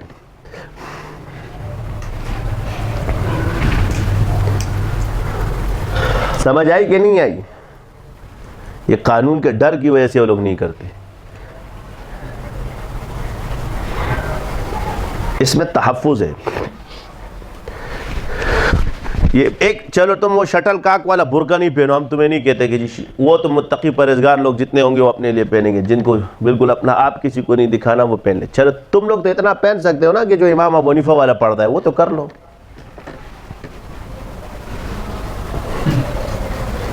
یا یہ بھی نہیں کر سکتے. اس سے یہ ہو جائے گا کم سے کم تم باہر تو ہو جاؤ گے گناہ سے، بے پردگی سے تو باہر ہو جاؤ گے.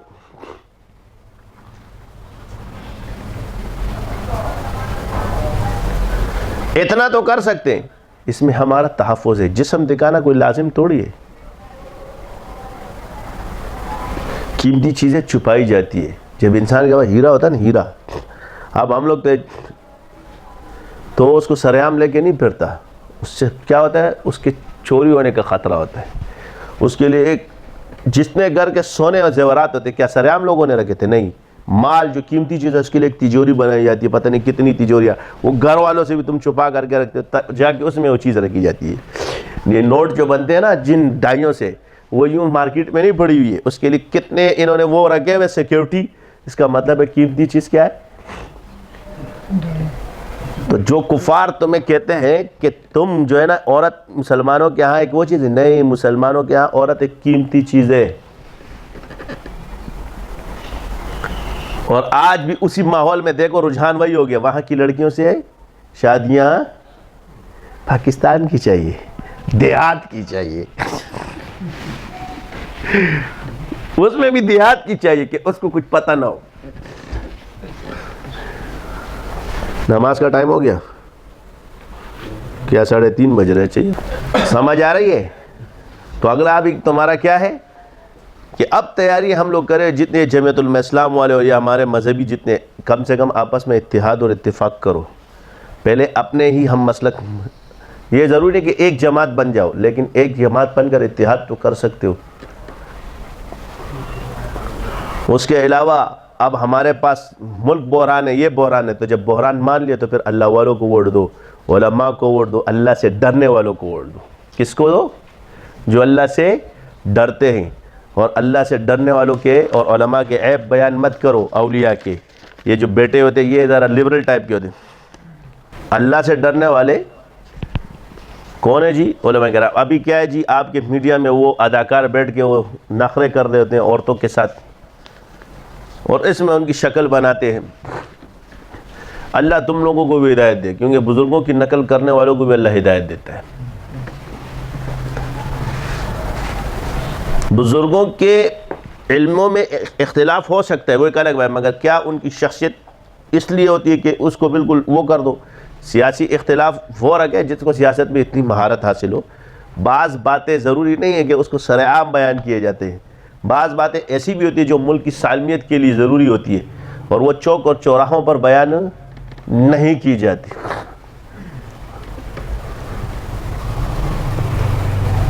یہ اصول ہے، ایک عقلی بات ہے کہ کچھ چیزیں ایسی ہوتی ہیں. ایک فوجی ایریا، اس میں عام آدمی نہیں جا سکتا، کیا وہ ملک کا حصہ نہیں ہے؟ مگر اس کو عقل مانتی ہے.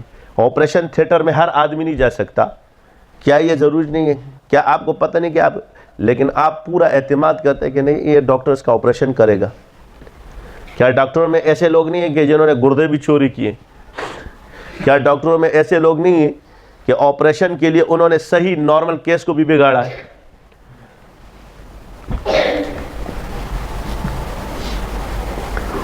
خواہ مخواہ ان ڈبوں میں رکھ دیں گے کہ جی سانس رک رہی تھی، یہ رک رہی تھی. لوگ تو باہر پاگل ہیں. میں ایک دن ہمارے وہاں ڈاکٹر، میرا بیٹا پیدا ہوا، وہ خراب سا کپڑا اس نے اٹھایا. میں نے کہا اتنا، میرا دماغ تو میرا گھوم گیا. میں نے کہا شکر کر سو میرے پاس کچھ ہے نہیں، ورنہ میں تیرے کو یہیں بیبی. انسان ہے تو کھوتا ہے، کوئی فکر نہیں ہوتی ان کو کہ کون سے آدمی کو لا کر کے کس کو بٹانا چاہیے. اس پر کوئی سروکار نہیں، کیونکہ نہ سرکار کی اس کی طرف توجہ جاتی ہے. جہاں بھی جائے گی انسان کی زندگی کے لیے جو ضروری چیز ہے وہ ڈاکٹری ہے، جس سے صحت کے معاملات ہیں. ان اسپتالوں میں جو اتنے مہنگے مہنگے، اور ایک جہاں ضرورت دوائی کی نہیں ہوتی، دیمار آپ 10 لاکھ روپے کا علاج کرو، 50 لاکھ کا کرو، مگر ضرورت ہو تب. یہ بلا ضرورت جو لوگوں کو بار بار کام کیا جاتا ہے، یہ مناسب تو نہیں. آپ کی ہر دوائیوں میں کمیشن دبا دب جا رہا ہوتا ہے. اب کیا ہے جی، کتنے لوگ مریض آئے اور ان کے علاج ڈاکٹروں سے نہیں ہوئے. ہم یہ تھوڑی کہیں گے، لیکن الحمدللہ ذرا سی دوائیاں ہم نے جو اللہ کا شکر ہے ان سے ان کو فرق پڑا ہے. لاکھوں روپے خرچ کر کے آتے، ٹھیک نہیں ہوتے. ہم شو نہیں کرتے دوسروں کی طرح شو شو شو شو شو شو شو شو کر کے مارکیٹنگ کرنے کے لیے. اس کا یہ مطلب نہیں کہ یار لوگ ٹھیک نہیں ہوئے. اللہ پر بھروسہ ہے، گناہگار ہے، بدکار ہے یا کچھ بھی ہے، اللہ کے سوا جائے تو کہاں جائیں؟ غالب کے شعر پڑھ کے رہیں، کس منہ سے جاؤ کہ غالب شرم تم کو مگر آتی نہیں. آسان سے شعر لوگوں نے سیکھ لیے، یہ شیطان کی چرخا. ایک بزرگ نے فرمایا اسی منہ سے میں کعبہ جاؤں گا، اپنے رب کو میں رو رو کے مناؤں گا، اپنی بگڑی میں یوں ہی مناؤں گا. ایک نے کہا ساقی شراب پینے دے مسجد میں بیٹھ کر، یا ایسی جگہ بتا جہاں خدا نہ ہو. تو ایک بزرگ نے اس پہ جواب دیا، مسجد خدا کا گھر ہے پینے کی جا نہیں. مسجد خدا کا گھر ہے پینے کی جا نہیں، کافر کے دل میں بیٹھ کے پی اس میں خدا نہیں. اللہ سے رب توڑنے والی چیز کفر اور شرک ہے. ایمان کی قدر کرو. ہدایت. آپ لوگ کیا کہتے ہیں جی مولویوں کا کوئی کام کیا ہے؟ آپ لوگوں کو اور کوئی کام ہے؟ ایک دوسرے کو بس لوگوں کو کافر بناتے ہو. کیا کہتے ہو؟ میرے پاس بھی ایک میڈیا میں ایک نفسیاتی ڈاکٹر بیٹھی ہوئی تھی، خود بھی نفسیاتی تھی، مگر ڈاکٹر نفسیات کا علاج کرتے. اس سے ثابت ہوا کہ نفسیات کا علاج بھی نفسیاتی کرتا ہے، علاج بالمثل ہے. تو انہوں نے وہ ڈرامے بازی کیا کی، جس جگہ میں نے اس کا دماغ درست کیا تھا نا، تو وہ والا پروگرام جو پہلے والا تھا جس میں تمیز سے باتیں ہو رہی ہے، تو وہ اینڈ میں کر دیا اس نے. یہ جو نیوز والے ہیں، یہ ان کی حرکت، یہ یہ چالاکیاں ہیں، اس لیے میں ریکارڈڈ بیان کر، کیونکہ لائیو چلتا ہے پتہ چلتا ہے، تو وہ لوگ سمجھتے ہیں کہ ڈاکٹر صاحب یہ پہلا تھا جو اینڈ میں تو سب کی واٹ لگا دی تھی. میں خود کہتی ہے، میں نے کہا اس طرح کی باتوں سے آپ بچیں. پوری نہیں، مجھے مولویوں سے بڑا ڈر لگتا ہے. میں کیوں؟ مولوی سے اس لیے ڈر کے کافر ہی بناتے اور کوئی. میں نے کہا ہم بناتے نہیں، ہم بتاتے. کافر تو آپ خود بنتے ہو. ہم بناتے نہیں ہیں. نہ اللہ کسی کو کافر بنا رہا ہے، نہ مولوی کسی کو کافر بنا رہا ہے. اللہ نے تمہیں اس فطرت اسلام پہ پیدا کہ تم کافر بنے ہو. ہم نے صرف آپ کو بتایا ہے کہ اب آپ کافر ہو گئے.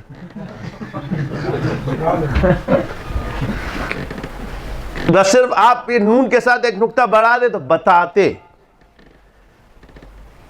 کیا ہو جائے گا؟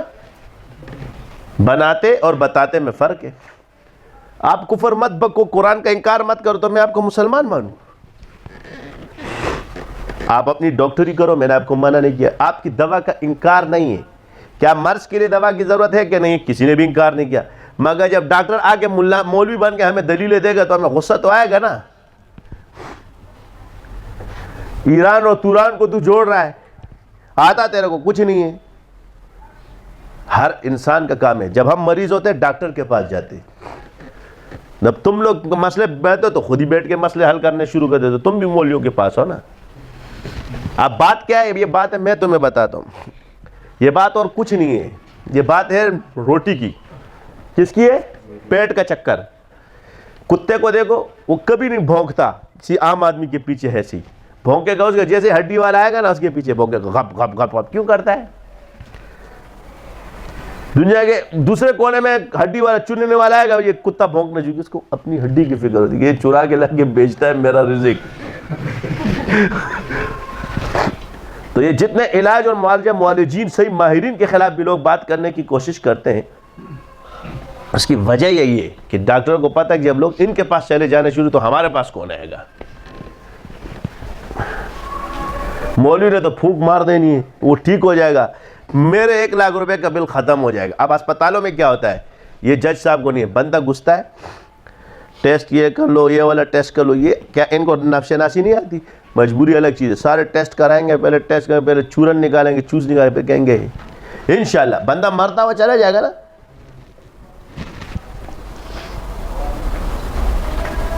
تو کہیں گے ابھی ہم چیک کر رہے ہیں، ابھی ہم چیک کر رہے ہیں. کوئی فکر کی بات نہیں ہے. جب آپریشن کے بعد بندہ بگڑ جائے گا. آپریشن تو کامیاب ہوا تھا. کیا ہوا تھا؟ آپریشن تو کامیاب ہوا تھا. سمجھ آ رہی ہے یا نہیں آ رہی؟ کسی ڈاکٹر نے آج تک بولا کہ آپریشن ناکام ہوا ہے؟ آپریشن تو کامیاب ہوا. بھائی یہ ضرورت ہے، ہم اس کا انکار نہیں کرتے.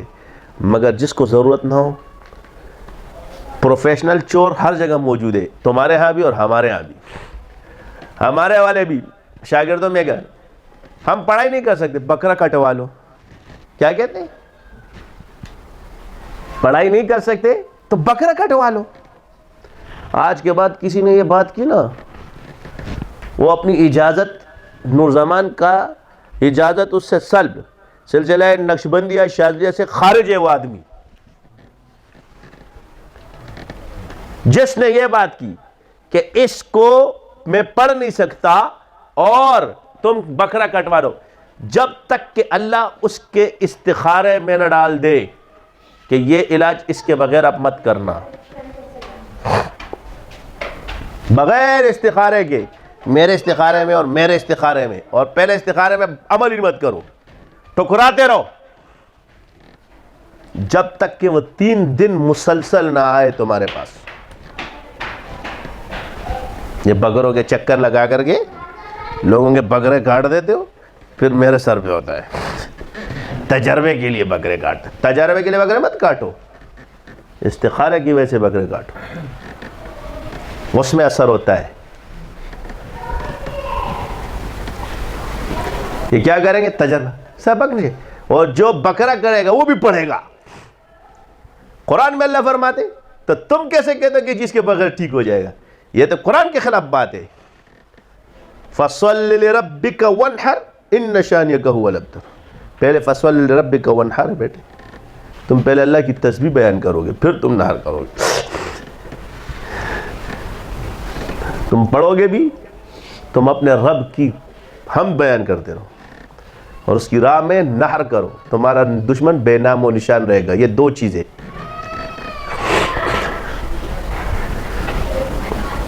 اب یہاں آپ نے عید کی نماز پڑھی اور بعد میں کیا کر دیا؟ قربانی کر دی. پہلے کیا کیا؟ اللہ کو یاد کیا. پھر کیا کیا؟ اللہ کے لیے قربانی کر دی. یہی آپ علاج اور معالجے میں بھی کرو گے. پہلے آپ اللہ کو یاد کرو گے، پھر اس کے بعد یہ کیا کہتے ہیں؟ اگر نہیں پڑھ سکتے تو کٹوا لو. ہم پڑھنے کے لیے کٹوائیں گے تم سے تاکہ شیطان تم سے بھاگ جائے. ذکر کے بغیر کوئی چارہ نہیں. دنیا کی یاد رکھنا لاسٹ اینڈ فائنل بات ہے. الا بذکر اللہ تطمئن القلوب. اور اب یہ ذکر کرانا کیا مقصد ہے؟ کہ تیری سانس، تیرا دل، تیری ہر چیز ذکر کرنے والی بن جائے. اسی کے لیے مجاہدے کرائے جاتے ہیں. یہ اتنا آسان کام نہیں ہے. ذکر چھوڑنے والے صوفیوں، تصوف کا نام ذکر چھوڑنا رکھ دیا ہے. گناہ سے بچنا مقصود ہے. جب گناہ سے بچنا مقصود ہے تو مقصود کے ذرائع بھی ضروری ہو جاتے ہیں. اللہ نے اس کا ذریعہ ذکر فرمایا ہے. تم اس کے بغیر نہیں چھوٹ سکتے. اللہ سے بڑے حکیم بننے کی کوشش مت کرو.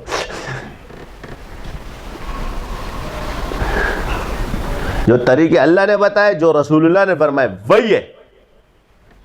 اسی پہ لانا ہے تم لوگوں کو کہ تم 24 گھنٹے ذکر کرو اور تمہیں سکون ملے. ذکر کرنے سے تمہارے من بے چینی نہ ہو. جب تم ذکر کرو تو سکون ملے، ذکر چھوڑو تو مرنے لگو. یہ کیفیت بنانی ہے تمہاری. تیرا ذکر ہے میری زندگی، تیرا بھولنا میری موت ہے. یہ نہیں کہ تم ذکر کرو تمہیں موت پر ملے. اور اس کے لیے پہلے پاگل ہونا پڑتا ہے، تب یہ مراحل طے ہوتے. اللہ میں ذکر کر رہا ہوں، پریشانی میں مبتلا ہے. یہ تو نہیں ہوا نا، ابھی تم مبتدا ہو. جب ذکر تم کرو گے، جب تم ذکر چھوڑو گے تو تم بیمار ہوگے، اور جب کرو گے تو صحت ملے گی. یہ ہے ذکر کی انتہا.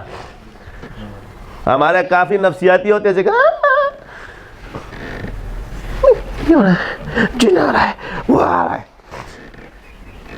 میں بھی کہتا ہوں کرو تم لوگ ایسی کی تیسی. یہ پورے کر لو گے انشاءاللہ خود ہی صحیح ہو جاؤ گے. پھر 2 دن کی دوا کھاؤ گے، ٹھیک ہو جاؤ گے.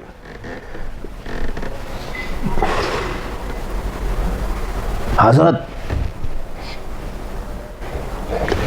تمہاری بزدلی جو ہے نا، یہ تمہیں برباد کرتی ہے. ہم بزدلوں کو کراتے ہیں.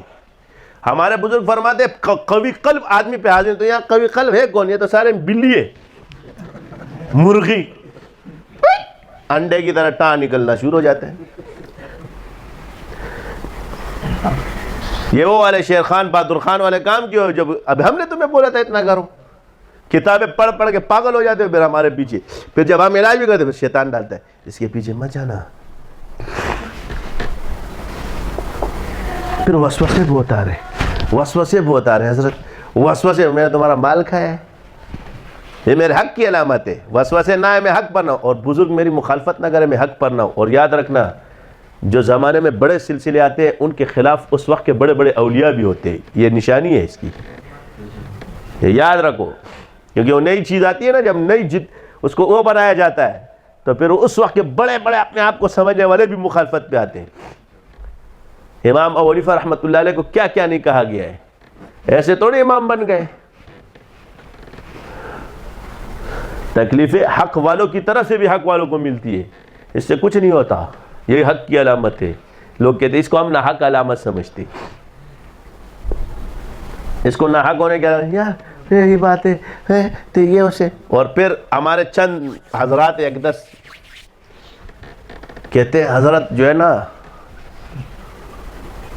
حضرت نے وظیفے نہیں کیے، ہم سے کروائے اور پھر وہ موکلات ہم سے لے لیے. شرم کرو بے غیرتوں. پتہ نہیں میرے منہ سے کچھ نکلے گا، تم بھی اپنے آپ کو جو ہے نا غیرت مند باپ کی اولاد کہتے ہو.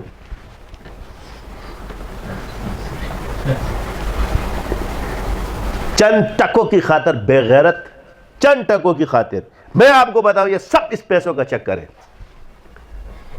پہلے کوئی مرغے وہ کہتے نا ہمارے پشتوں میں وہ بات بہت پیاری نظر آتی, وہ مرس پہ بنا چاہ ڈرا تنا رکھ کو تام رہتا تھا موبائل میں ختم کے. ان بزرگوں کے ایسے بیٹھے ہوتے تھے لوگوں کے سامنے, تڑپتے ہوئے رہتے تھے, میرے پاس آئے, علاج کیا, علاج کرنے کے بعد ان کو سکھایا, اور سکھانے کے بعد ان کی وہ تکلیفیں اپنے سر پہ رکھی. آپ مجھے بتاؤ کہ جو استاد سکھاتا نہیں وہ اپنا عمل جب اس کو سکھاتا ہے اس کو اس سے تکلیف ہوتی ہے, تو جو اس نے خود جو پیر بگاڑ کر آیا اور اس کو ٹھیک کرے, پھر اس کے بعد اپنے اعمال اس کو صحیح کرے, پھر اپنے عمل دے, اور وہ تکلیف سے اس کے بارے میں یہ باتیں کرتے ہیں.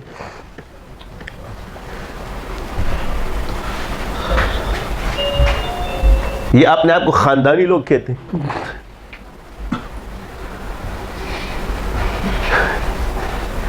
یہی سیدوں کی شان ہے. حضرت علی نے فرمایا وہ اپنے اثر ہے, سید بن کے کہتے جی میں نے ایک لفظ کسی سے سیکھا ہو,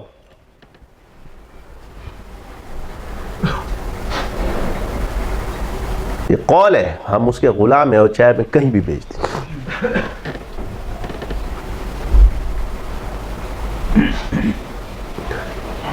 ایسے علم نہیں دیا اللہ تعالیٰ نے.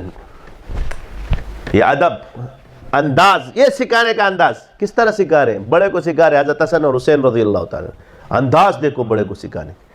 حضرت آپ بیٹے وہ وضو غلط کر رہے ہیں, ہم دونوں بھائیوں میں اختلاف ہے کہ میں وضو صحیح کر رہا ہوں یا یہ صحیح کر رہا ہے. آپ ذرا دیکھیں کہ ہم دونوں میں وضو صحیح کون کر رہا ہے.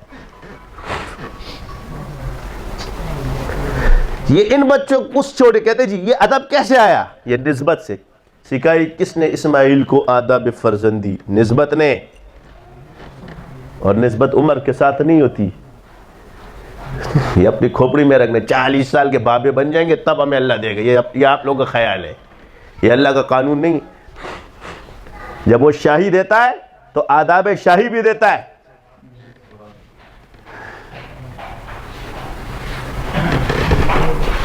تو انہوں نے جب اس کو دیکھا تو ان کو اپنی ندامت محسوس کی غلطی میرے اندر ہے. یہ سید بنتے ہیں, کوئی سید بنتا ہے تو کوئی وہ بنتا ہے, باتیں کرتے ہیں. یہ اپنی منہ جو ہے نا لگام, اور ایک دوسرے تم بڑے بڑے ہمارے ہاں دعوے دار ہوتے ہیں.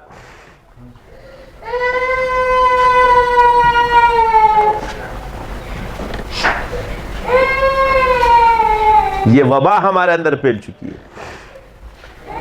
کیا ہے جی, بکرے کاٹو, یہ کاٹو, وہ کاٹو. چند پہلے کوئی تم سے علاج نہیں کرواتا تھا, آج ایک چیز مشہور ہو جاتے, چند 4-5 لوگ تمہارے ساتھ بیٹھ جاتے, تو پھر اس طرح کے الفاظ سے انسان کو یاد کرنے سے کوئی فائدہ. بگوڑے ہو یا گوڑے ہو, مسلمان کے گھاٹ کا پانی پیا ہے, جاؤ, یہ جو تمہیں نظر آئیں گے نا یہ یہاں کا سیکھا ہوا ضرور ہوگا. میں نے ان بگوڑوں کو اتنا اصلی بنا دیا, لوگوں کو تو فائدہ ہو. یہ کمال ہے اس سلسلے کا کہ چوروں کو ہیرا بنا کے لوگوں کے سامنے پیش کیا ہے.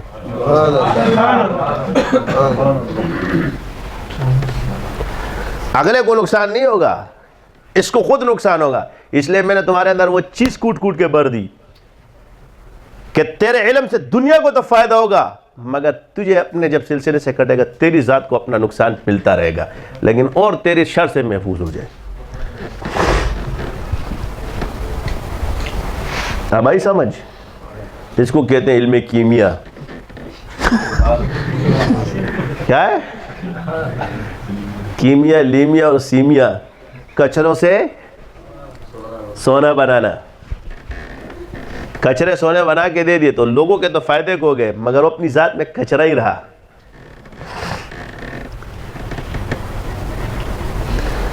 اصل سے وفا جفا نہیں, اور کم اصل سے وفا نہیں. یہ محاورہ یاد رکھنا, اصل سے جفا نہیں, کم اصل سے وفا نہیں. یہ اپنے دماغ میں یاد رکھنا, یہ اپنے قانون بنا لو. یہ جو اصل ہوگا وہ تمہیں کبھی جفا نہیں دے گا, اور جو کم اصل ہوگا وہی تمہیں جفا دے گا. اصل سے جفا نہیں اور کم اصل سے وفا نہیں. بات ہے علم کو دیکھو, کہیں اس علم میں تم فیل ہوئے ہو. جس نے تھوڑا سا سیکھا ہو, ایک لفظ سیکھا ہو, ایک بسم اللہ سیکھی ہو, یہ لکھ کے تو بیچ دیتے ہو, مگر ایک بات بتاؤ, یہ بسم اللہ جو آپ نے سیکھی ہے اس میں دنیا میں کہیں فیل ہوئے تو یہ بتاؤ.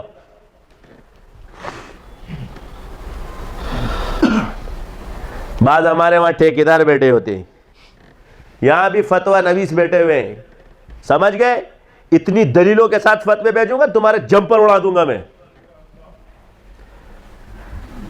تمہیں اپنا آپ بچانا مشکل ہو جائے گا.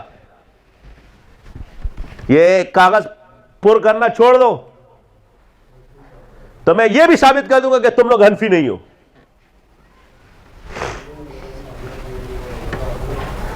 رخصت کو مذہب بنانے والے لوگ,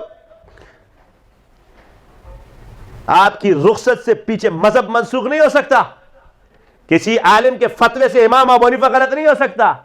کسی بزرگوں کے جمع ہونے سے پیچھے امام کا مذہب منسوخ نہیں ہو سکتا. یہ رخصت ہے, یہ مذہب نہیں ہے. اس میں تم صرف خود عمل کر سکتے ہو یا تمہارا چاہنے والا, لیکن امام کا مذہب سب کے لیے, پورے حنفی اس پر عمل کر سکتے.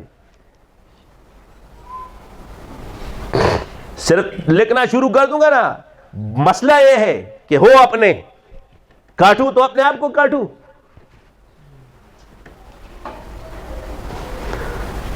تم سمجھتے یہ جاہل کا بچہ یہاں بیٹھا ہوا ہے, یہ کتابیں دیکھ لو, یہ تم نے بھی اپنے دارالفتاؤں میں نہیں رکھی جو میرے پاس پڑھی ہوئی ہے.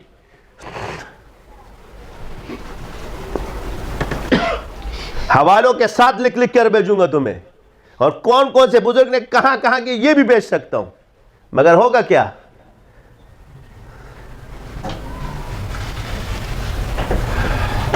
تم لوگوں نے کمزور دیواروں پہ عمارتیں کھڑی کرتے ہو. امام ایک مضبوط عمارت ہے اور میں اسی پہ کھڑا رہوں گا. اس لیے اللہ تعالیٰ نے مجھے امام ابو حنیفہ کا مرید براہ راست روحی بنایا ہے. میں اپنے شیخ کو چھوڑ دوں تیری وجہ سے؟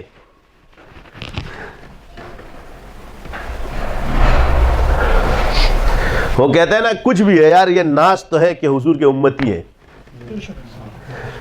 علامہ اقبال نے کیا کہا, خوار ہے بدکار ہیں ڈوبے ہوئے ذلت میں ہے, کچھ بھی ہے لیکن تیرے محبوب کی امت میں. یہی تباہی کا سبب ہے, بلا دلیل بات کرنے والوں کو رہنما بنایا تم لوگوں نے. یہی تمہاری تباہی کا سبب ہے کہ غلط قیاس کر کے تم لوگوں نے ان کو وہ بنا دیا ہے. بزرگوں تک جب بات پہنچتی ہے کام خراب ہو چکا ہوتا ہے, اور رجوع کرنے کا مادہ تم لوگ کے اندر نہیں ہے. نور زمان پہ کیچڑ اچالنا آسان ہے, مگر میں ایک بات بتا دوں, میں کبھی اس سے ناراض نہیں ہوں گا. کیوں کہ شاہ ولی اللہ فرماتے 1000 صدیق اگر تجھے زندیق نہ کہے اس وقت تک تو صدیق نہیں بن سکتا. کیا فرمایا؟ 1000 صدیق اگر تجھے زندیق نہ کہے. کس نے کہا؟ اس شاہ, یہ اس شیخ یہ اس ہندوستان کا سب سے بڑا بزرگ مانا جاتا ہے. سمجھ لو روئے, چاہے دیوبندی ہو بریلوی ہو اہل حدیث سب مانتے ہیں ان کو, اور ان دونوں کی سندیں اسی شاہ ولی اللہ سے چلی. کتنے؟ 1000 صدیق اگر زندیق نہ کہے. تم تو صدیق بھی نہیں ہو, کیا جھوٹا کہاں سے صدیق ہو جائے گا؟ میں تو چاہتا ہوں صدیق. یہ پیمانہ لے کے انہوں نے, ہم لوگ اسے گھبرا جاتے. لا, دلیل کو مذہب بناؤ. امام ہر دور کے لیے, بزرگ اپنے دور کے لیے. احترام کسی بزرگ کا مت چھوڑو. قرآن حدیث اور امام یہ صحابہ ہے. قرآن حدیث صحابہ اور امام, اجماع جس کو, یہ ہر دور کے لیے.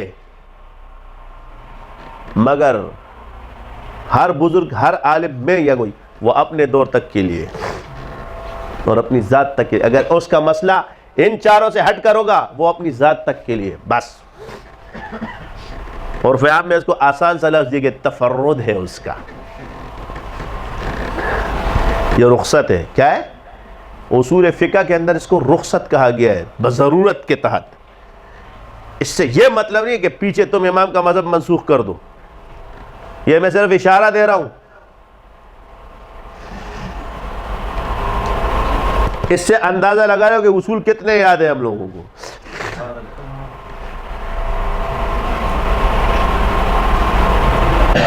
ایک چیز کو اصحاب حلال لکھیں گے حضرت علی کا نام لکھیں گے اس کی طرف منسوب کریں گے, نیچے والا کہے گا حرام ہے.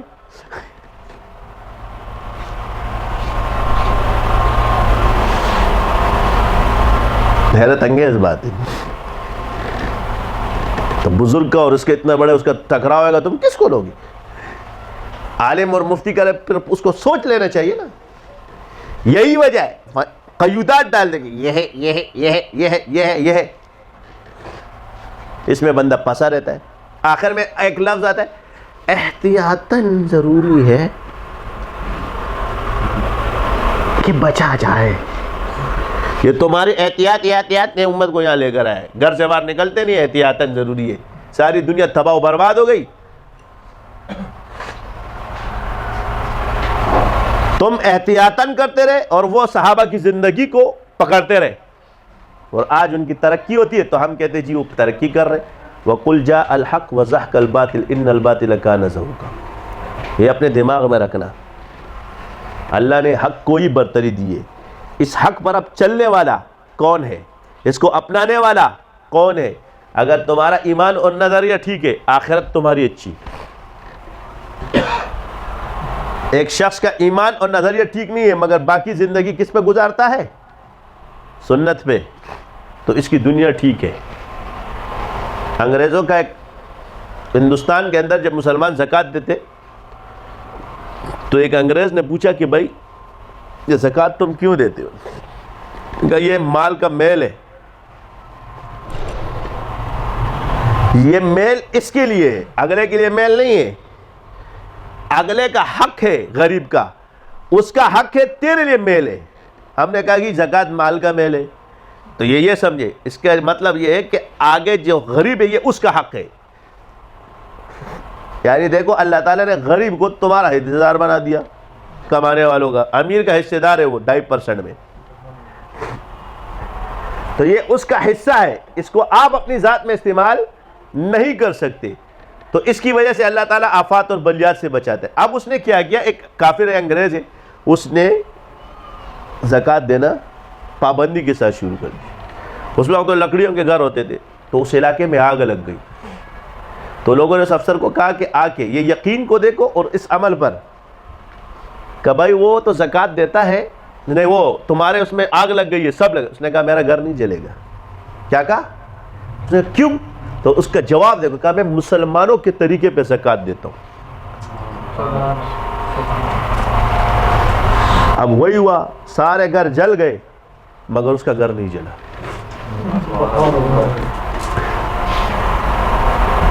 ایک کافر کو اللہ محروم نہ کرے تو مسلمان کو کرے گا.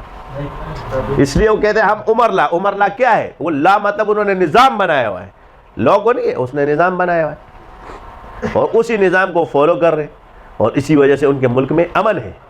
ان کی ریاستوں کے اندر انہوں نے اس نظام کو کہ کیا مسلمان ہو یا کافر ہو یا کوئی بھی ہو, اس کو وہی حقوق حاصل ہے جو ایک اس کو حاصل ہے. باہر والوں سے وہ لڑتے ہوئے الگ مسئلہ ہے, دوسرے ملکوں میں وہ کچھ کرتے, لیکن اپنی ریاست کے اندر وہ مسلمان کے ساتھ زیادتی نہیں کرتے.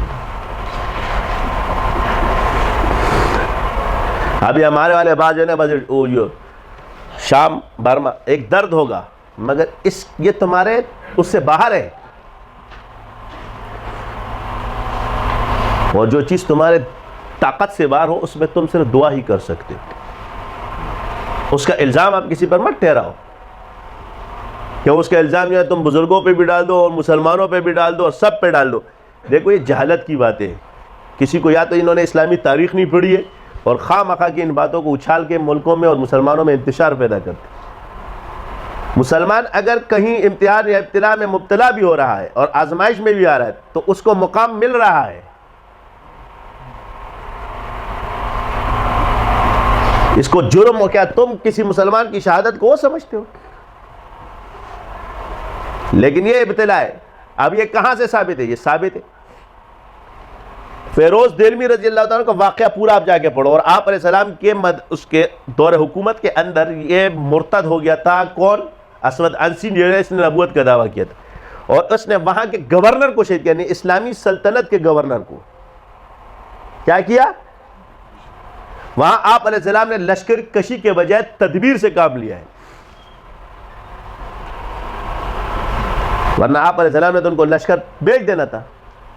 یعنی وہاں جو ریاست کا حصہ لیا گیا ہے اس میں آپ علیہ السلام نے تدبیر سے کام لیا, اور جہاں ریاست سے بغاوت ہے وہاں اللہ تعالیٰ نے فرمایا جاؤ ان سے جنگ کرو.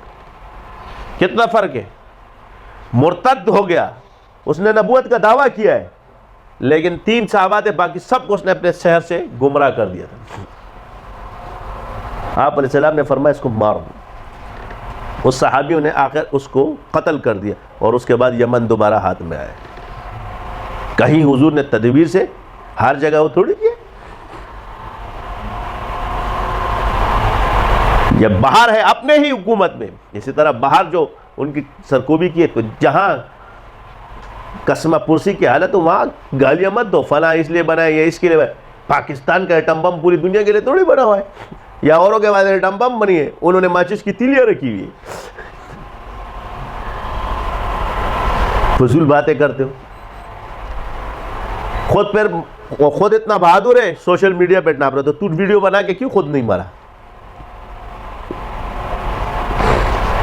تو جب ویڈیو بنا رہا تھا اور تیرے سامنے ظلم ہو رہا تھا, تو سب سے پہلے تو تیرے کو جو ہے نا چاہیے تھا کہ تو اپنے آپ کو جو ہے نا وہ کرتا. خود ویڈیو بنا رہا ہے اور دوسروں کو شیئر بنا رہا ہے, تو تیرا عمل اس بات کو ثابت کر رہا تھا کہ ادھر تیرا ہاتھ نہیں چل سکتا. تو بھی تو ڈر گیا. جب تیرا اللہ پہ اتنا یقین تھا تو لڑتا نا. دوسروں کو اللہ پہ توکل سکھا رہا, اور خود کیا کر رہا ہے؟ ویڈیو بنا رہا ہے. توکل اسباب کے ساتھ ہے. ہاں مسلمانوں کا درد اس کے دل میں نہ ہو تو یہ گناہگار ہوگا. ایک چیز اس کے دسترس سے باہر ہے, اس پہ وہ کیسے کر سکتے؟ یہ ایک ہے, دوسرا ادھر ہے. تو ان چیزوں کی وجہ سے بھی مسلمانوں میں انتشار پیدا ہوتا ہے. بچوں کو مارا جا رہا ہے, سب کچھ کیا جا رہا ہے, تو اس کی وجہ ہوتا ہے یہ ظلم ہے. اس پہ ایک آواز احتجاج اٹھانا, لیکن اس کا فساد اور اس کا عذاب ان کو ملے گا. یہ نہیں کہ اس سے دب, لیکن اس کی وجہ سے اور مسلمانوں کو گالیاں مت دو, ان کو مجرم مت ٹھہراؤ. ظلم ایک آدمی کرتا ہے, جرم تم مجرم دوسرے کو ٹھہراتے. اس کی وجہ سے کہ آپ کے اندر نفرتیں پھیلتی ہے. یہی وجہ بنی ہے ہماری. جذباتی آدمی کو کبھی لیڈر مت بنانا, جس میں تدبر نہ ہو, تفکر نہ ہو, اس کی لیڈری مت کرنا. یہ جو تم لوگ جذباتیوں کے ٹولے بن جاتے ہو, جو جوشی تقریر کر, تم کہتے ہو بس جرات مند غیرت مند یہی ہے. تدبر والے آدمی کو کرو. مولانا فضل الرحمان صاحب کی شخصیت میں سب سے بڑا اثر یہ کہ وہ مفاہمت پسند انسان ہے. آپ کی 5 سالہ سیاست کے اندر مشرف سے لے کے کبھی انہوں نے جو ہے نا وہ لڑائی اور جھگڑے والی سیاست نہیں کی, مفاہمت والی کی. اور یہ مفاہمت کی سیاست اسی شخص نے دی, اور اس کے بعد سے لے کر آج تک اپوزیشن مفاہمت پہ چل رہی ہے. اور یہی عمران خان نے اس میں وہ کیا ہے, عمران خان کی حکومت, لیکن آج اس کے متبادل ادھر تقریر کریں مگر مفاہمت سے کام کرتے. یہ کس نے دیا؟ یہ اس نے دیا. ورنہ پہلے ڈنگ ڈونگ ڈنگ ڈونگ ڈنگ ڈونگ چلے, مولوی نے دیا. شر 2 قسم کا, ایک بڑا ہوتا ہے ایک چھوٹا ہوتا ہے. یہ یاد رکھنا ہے, زمانہ اسی طرح چل رہا ہے, ایک بڑا ایک چھوٹا. چھوٹے کے بعد بڑا ضرور ہے, تو تمہاری مرضی ہے, چھوٹے کو قبول کرتے یا بڑے کو قبول کرتے. جب چھوٹے بدماش پہ ہاتھ اٹھاؤ گے تو پیچھے بڑا بدماش کھڑا ہے, یہ یاد رکھنا. یہ چھوٹا بدماش تجھے گالی دے گا, بڑا بدماش تجھے جان سے مارے گا.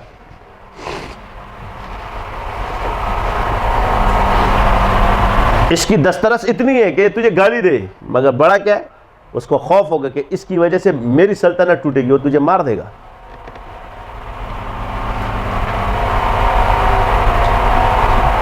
تو برائی چھوٹی اور بڑی, تو اگر بڑی آ جائے تو چھوٹی کو قبول کر لو. نیکی بڑی اور چھوٹی تو بڑی کو قبول کر لو. اس لیے اس کے لیے قیود رکھے ہیں, پابندیاں رکھی ہے. جو قیودات فقہا نے رکھے اس چیز کو دیکھو. یہ نہیں آپ امام ابو حنیفہ رحمۃ اللہ علیہ سے, امام احمد بن حنبل رحمۃ اللہ علیہ, امام مالک رحمۃ اللہ علیہ, اتنے بڑے بڑے بزرگ گزرن سے بڑے ہم نہیں ہیں. عبداللہ ابن مبارک رحمۃ اللہ علیہ نے جو جہاد کیا وہ انہوں نے حکومت کی سرپرستی میں کیا, جس حکومت کو اس وقت لوگ فاسق اور فاجر کہا کرتے تھے. نام عبداللہ ابن مبارک کا تلے تھے, مگر جس کے حکم سے جاتے تھے وہ کون تھا؟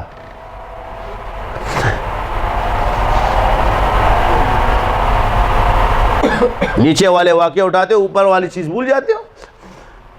یہ انتشار اس سے پھیلتا ہے. اپنے ملک میں آپ کو سیاسی حق حاصل ہے, آپ سیاسی طور پر کرو, مگر فسادات مت کرو, جلاؤ گھیراؤ مت کرو, املاک کو نقصان مت دو, یہ حرام ہے.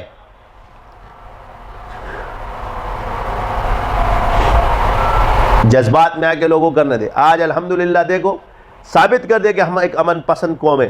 اگر سمیع الحق صاحب شہید ہوئے کوئی پتہ ہلا ہے؟ یہ نہیں ہے کہ میں اگر ختم نبوت کا کام کروں اور میں لوگوں کے املاک جلاؤں, اس کی حضور نے اجازت دی ہے؟ آگے سے میں کہوں گا کہ اتنے دن نہیں, اس کی اجازت نہیں ہے. جو بات غلط ہے, لیکن ایک اچھا کام کر رہا ہے وہ اچھا کام ہے, اس کی آپ کو شریک. یہی وجہ ہے کہ ہم دنیا میں بدنام ہوئے ہیں. ہم نے سنتوں کو چھوڑا ہے. حضور نے فرمایا رستوں کو کشادہ کرو.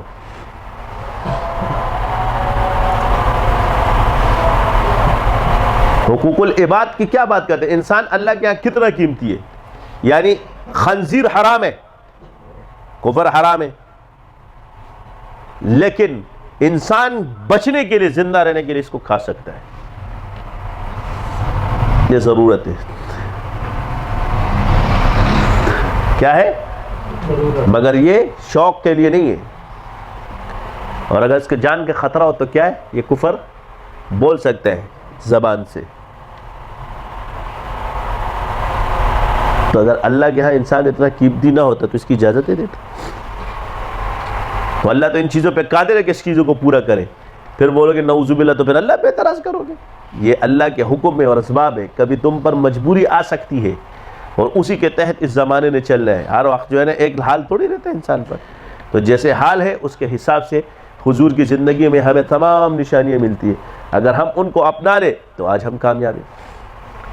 ہمارے سفارتی تعلقات نہیں ہے, کچھ بھی نہیں ہے.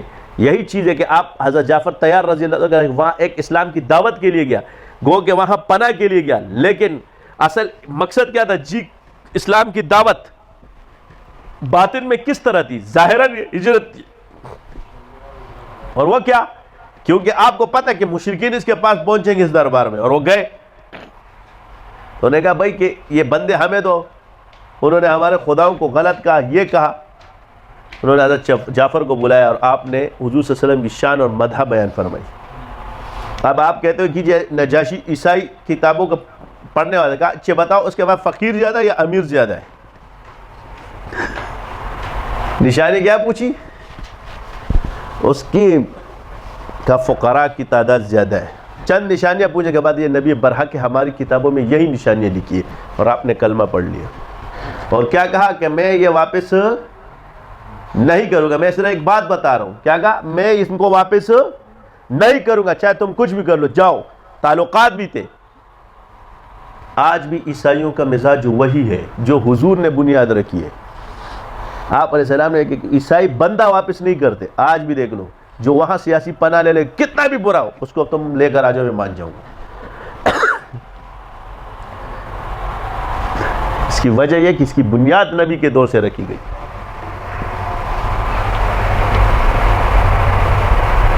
سمجھ آ گئی؟ نظام اسی طرح چلے گا. یہ نکتے ہیں صرف. تو حضور کی سنتوں کو پکڑو. ہم ان بزرگوں کی باتوں پر آتے ہیں جنہوں نے حکومت ایک دن بھی نہیں کی. سیاست ٹھیک ہے, اب ہم اس لیے باتیں کرتے ہیں, ہم نے بھی دنیا کا ماحول بہت اچھی طرح دیکھا ہے. میں بھی ایسے للو پنجونی سیاستیوں کو دیکھ کر آیا ہوں کہ کیا کرتے.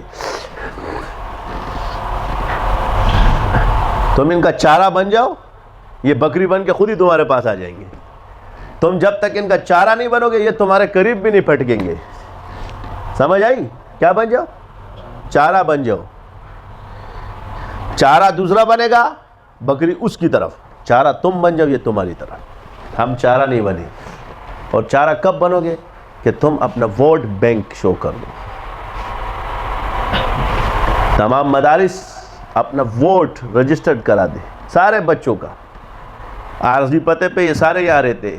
پھر دیکھنا کہ تمہاری آؤ بھگت زیادہ ہوتی ہے یا اوروں کی. چھوٹا سا تو پوائنٹ ہے, بتا رہا ہوں, بار بار چیخ چیخ کے تو کر لو. تبلیغی جماعت والے جاؤ, ایک ووٹ ہمیں دے دو بس. اب عورتوں کا ووٹ لازم ہے تو تم عورتوں کو بھی دو گے. زمانے کے طرز سے حکم لگتا ہے. ورنہ اگر نہیں دو گے تو تم نہیں جیتو گے. حالات بدلنے کے لیے علماء کا ساتھ دو. اب وزیر اعلیٰ میں اس کی کارکردگی کرنے کہ وزیر اعظم بناؤ. جب ملک پورا ہاتھ میں دو گے تو پھر پتہ چلتا ہے کہ بندہ کیا کام کرتا ہے. ایک ٹکڑا سا دے دو اس سے پتہ نہیں چلتا. تو اس لیے عرض یہ ہے کہ اب آپ لوگوں نے کس کا ساتھ دینا ہے؟ مولویوں کا. کون سے کا؟ مولانا فضل الرحمان صاحب. انشاءاللہ تعالی پھر دیکھیں. ہماری امید اللہ سے یہ ذریعہ علم کا ہے. اور یہ میں نے اس لیے بھی کہہ رہا ہوں کہ العلماء ورثۃ الانبیاء کے تحت انبیاء نے ہی بحرانوں سے امتوں کو نکالا اور قوموں کو نکالا ہے. تو اس کے وارثین بھی ان کے وارثین بھی اس کو نکالیں گے. لہٰذا اللہ تعالیٰ نے مشکل وقت میں وارث کو ہی، اور اس کے وارث دو ہے، علماء اور اولیاء. اب بعض لوگ سمجھیں گے کہ فضل الرحمان صاحب کہاں سے ولی ہو گیا اور مولوی ہو گیا فلاں ہو گیا. تو یہ بھائی تیرے جیب میں نہیں پڑی ہوئی ہے، اللہ دیتا ہے. وقت کے سب سے بڑے بزرگوں کو بھی دیکھو کہ اس پر کیا کرتے، کہ ان کا کتنا اعتماد ہے. بچے اور بزرگ برابر نہیں ہو سکتے کیا؟ تو علماء کرام جتنے بھی معزز بڑے بڑے بزرگ، ان کو قدر کی نگاہ سے، اس کو عزت کی نگاہ سے اس کو عزت دیتے. یہی سب سے بڑی علامت ہوتی ہے. پھر اس شخص کی طرف علماء کا رجحان کیا ہے؟ تو ان کے علماء کا رجحان اس کی طرف ہے. رہی جو دوسری بات ہے سیاسی اختلاف، وہ برقرار جس دن ملاقات کریں گے انشاءاللہ اس پہ گپ شپ لگائیں گے. ٹھیک ہے. اور دوسرے میرے جتنے شاگرد ہیں، جتنے بھی علماء کرام ہیں، کسی کے بعد وہ میری مخالفت کرتا، تم لوگ اس کا ادب کرو. آپ لوگوں سے بحث و مباحثے کرنے کی ضرورت نہیں ہے. دو کام کرو.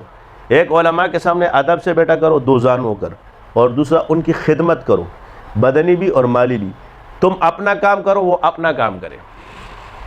کیا کرے؟ تم اپنا کام کرو، وہ اپنا کام کرے. اگر آپ نے یہ نہیں کہ تم ان کے ساتھ مناظرہ کا میدان گرم کر دو. تمہیں اپنے شیخ پر اعتماد ہونا چاہیے، کسی کو مجھ پر اعتماد ہو یا نہ ہو. کیونکہ شیخ پر مرید بننے کے لیے تمہارا اعتماد شیخ پر ہونا چاہیے. کسی کی وجہ سے اگر آپ کا اعتماد بنتا ہے تو یہ مریدی پکی نہیں ہے. یہ مریدی کسی دن میں ٹوٹو. کیونکہ جب محبوب کو دل دیا جاتا ہے نا تو محبوب انسان کی نظروں میں کیا ہوتا ہے؟ اس کے لیے اچھا ہوتا ہے. اس کے لیے مجنو بننا پڑتا ہے. لیلا کالی تھی بادشاہ کے سامنے مگر مجنو کی سب کچھ تھی. بات یہ ہے کہ یہ لیلا مجنو والا معاملہ ہے. میرا محبوب کو میری نگاہ سے دیکھو. کیا کہو گے؟ اپنے محبوب کو اوروں کی نگاہ سے دیکھو گے تو تمہیں اپنا محبوب گندا نظر آئے گا. سارے بھگوڑوں کی وجہ یہی ہے. کیا ہے؟ سارے بھگوڑوں کی وجہ یہی ہے کہ محبوب کو دوسروں کی نگاہ سے دیکھتے ہیں. محبوب کو اپنی محبت کی نگاہ سے دیکھو تو عیب نظر نہیں آئیں گے. یہاں آ کر اور جو مخالف ہے ان کو بولے حضرت ایک دن ملاقات کے لیے چلے. بس کیا کرے؟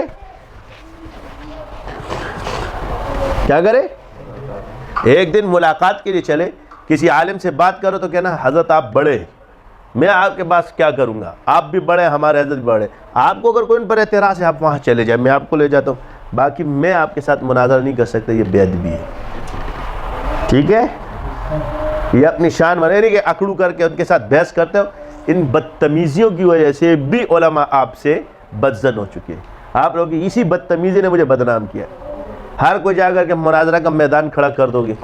اس کے لیے چند لڑکے محققین کا گروپ موجود ہے، آپ ان سے ملا دو، وہ جانے یہ جانے. عالم کے سامنے عالم. آپ لوگ ہر کوئی آدمی جو ہے اس کے ساتھ بحث شروع کر دیتے ہو جس کی وجہ سے بدتمیزی ہوتی ہے. آپ لوگ اپنے ادب سے، اپنے اخلاق سے علماء کا ادب اور احترام کرو. جتنے بھی عالم نہیں ہو، مولوی کو بولتے ہیں وہ اس کا معاملہ ہے، یہ برابری ہے. مگر جو عالم نہیں ہے، جنہوں نے مدرسے نہیں پڑھے، ان کو قطعاً جائز نہیں کہ وہ کسی عالم کے ساتھ بدتمیزی کرے. غصہ آتا ہے آپ لوگوں کو، ہمیں بھی پتہ ہے، مگر آپ اپنے اسی کو برداشت کرو اور اپنے ادب اور احترام سے ان کی مالی خدمت کرو، ان کی بدنی خدمت کرو. ان کے سامنے دوزانے بیٹھے بولنے دو. وہ اپنے علم کے لحاظ سے جو اس تک خبر پہنچی ہے وہ میرا مخالف ہی ہوگا. اگر کوئی اچھی خبر پہنچاتا وہ میرے خلاف باتیں نہ کرتا. کوئی بری خبریں پہنچا رہا ہے تو وہ میرے پیچھے ہے نا.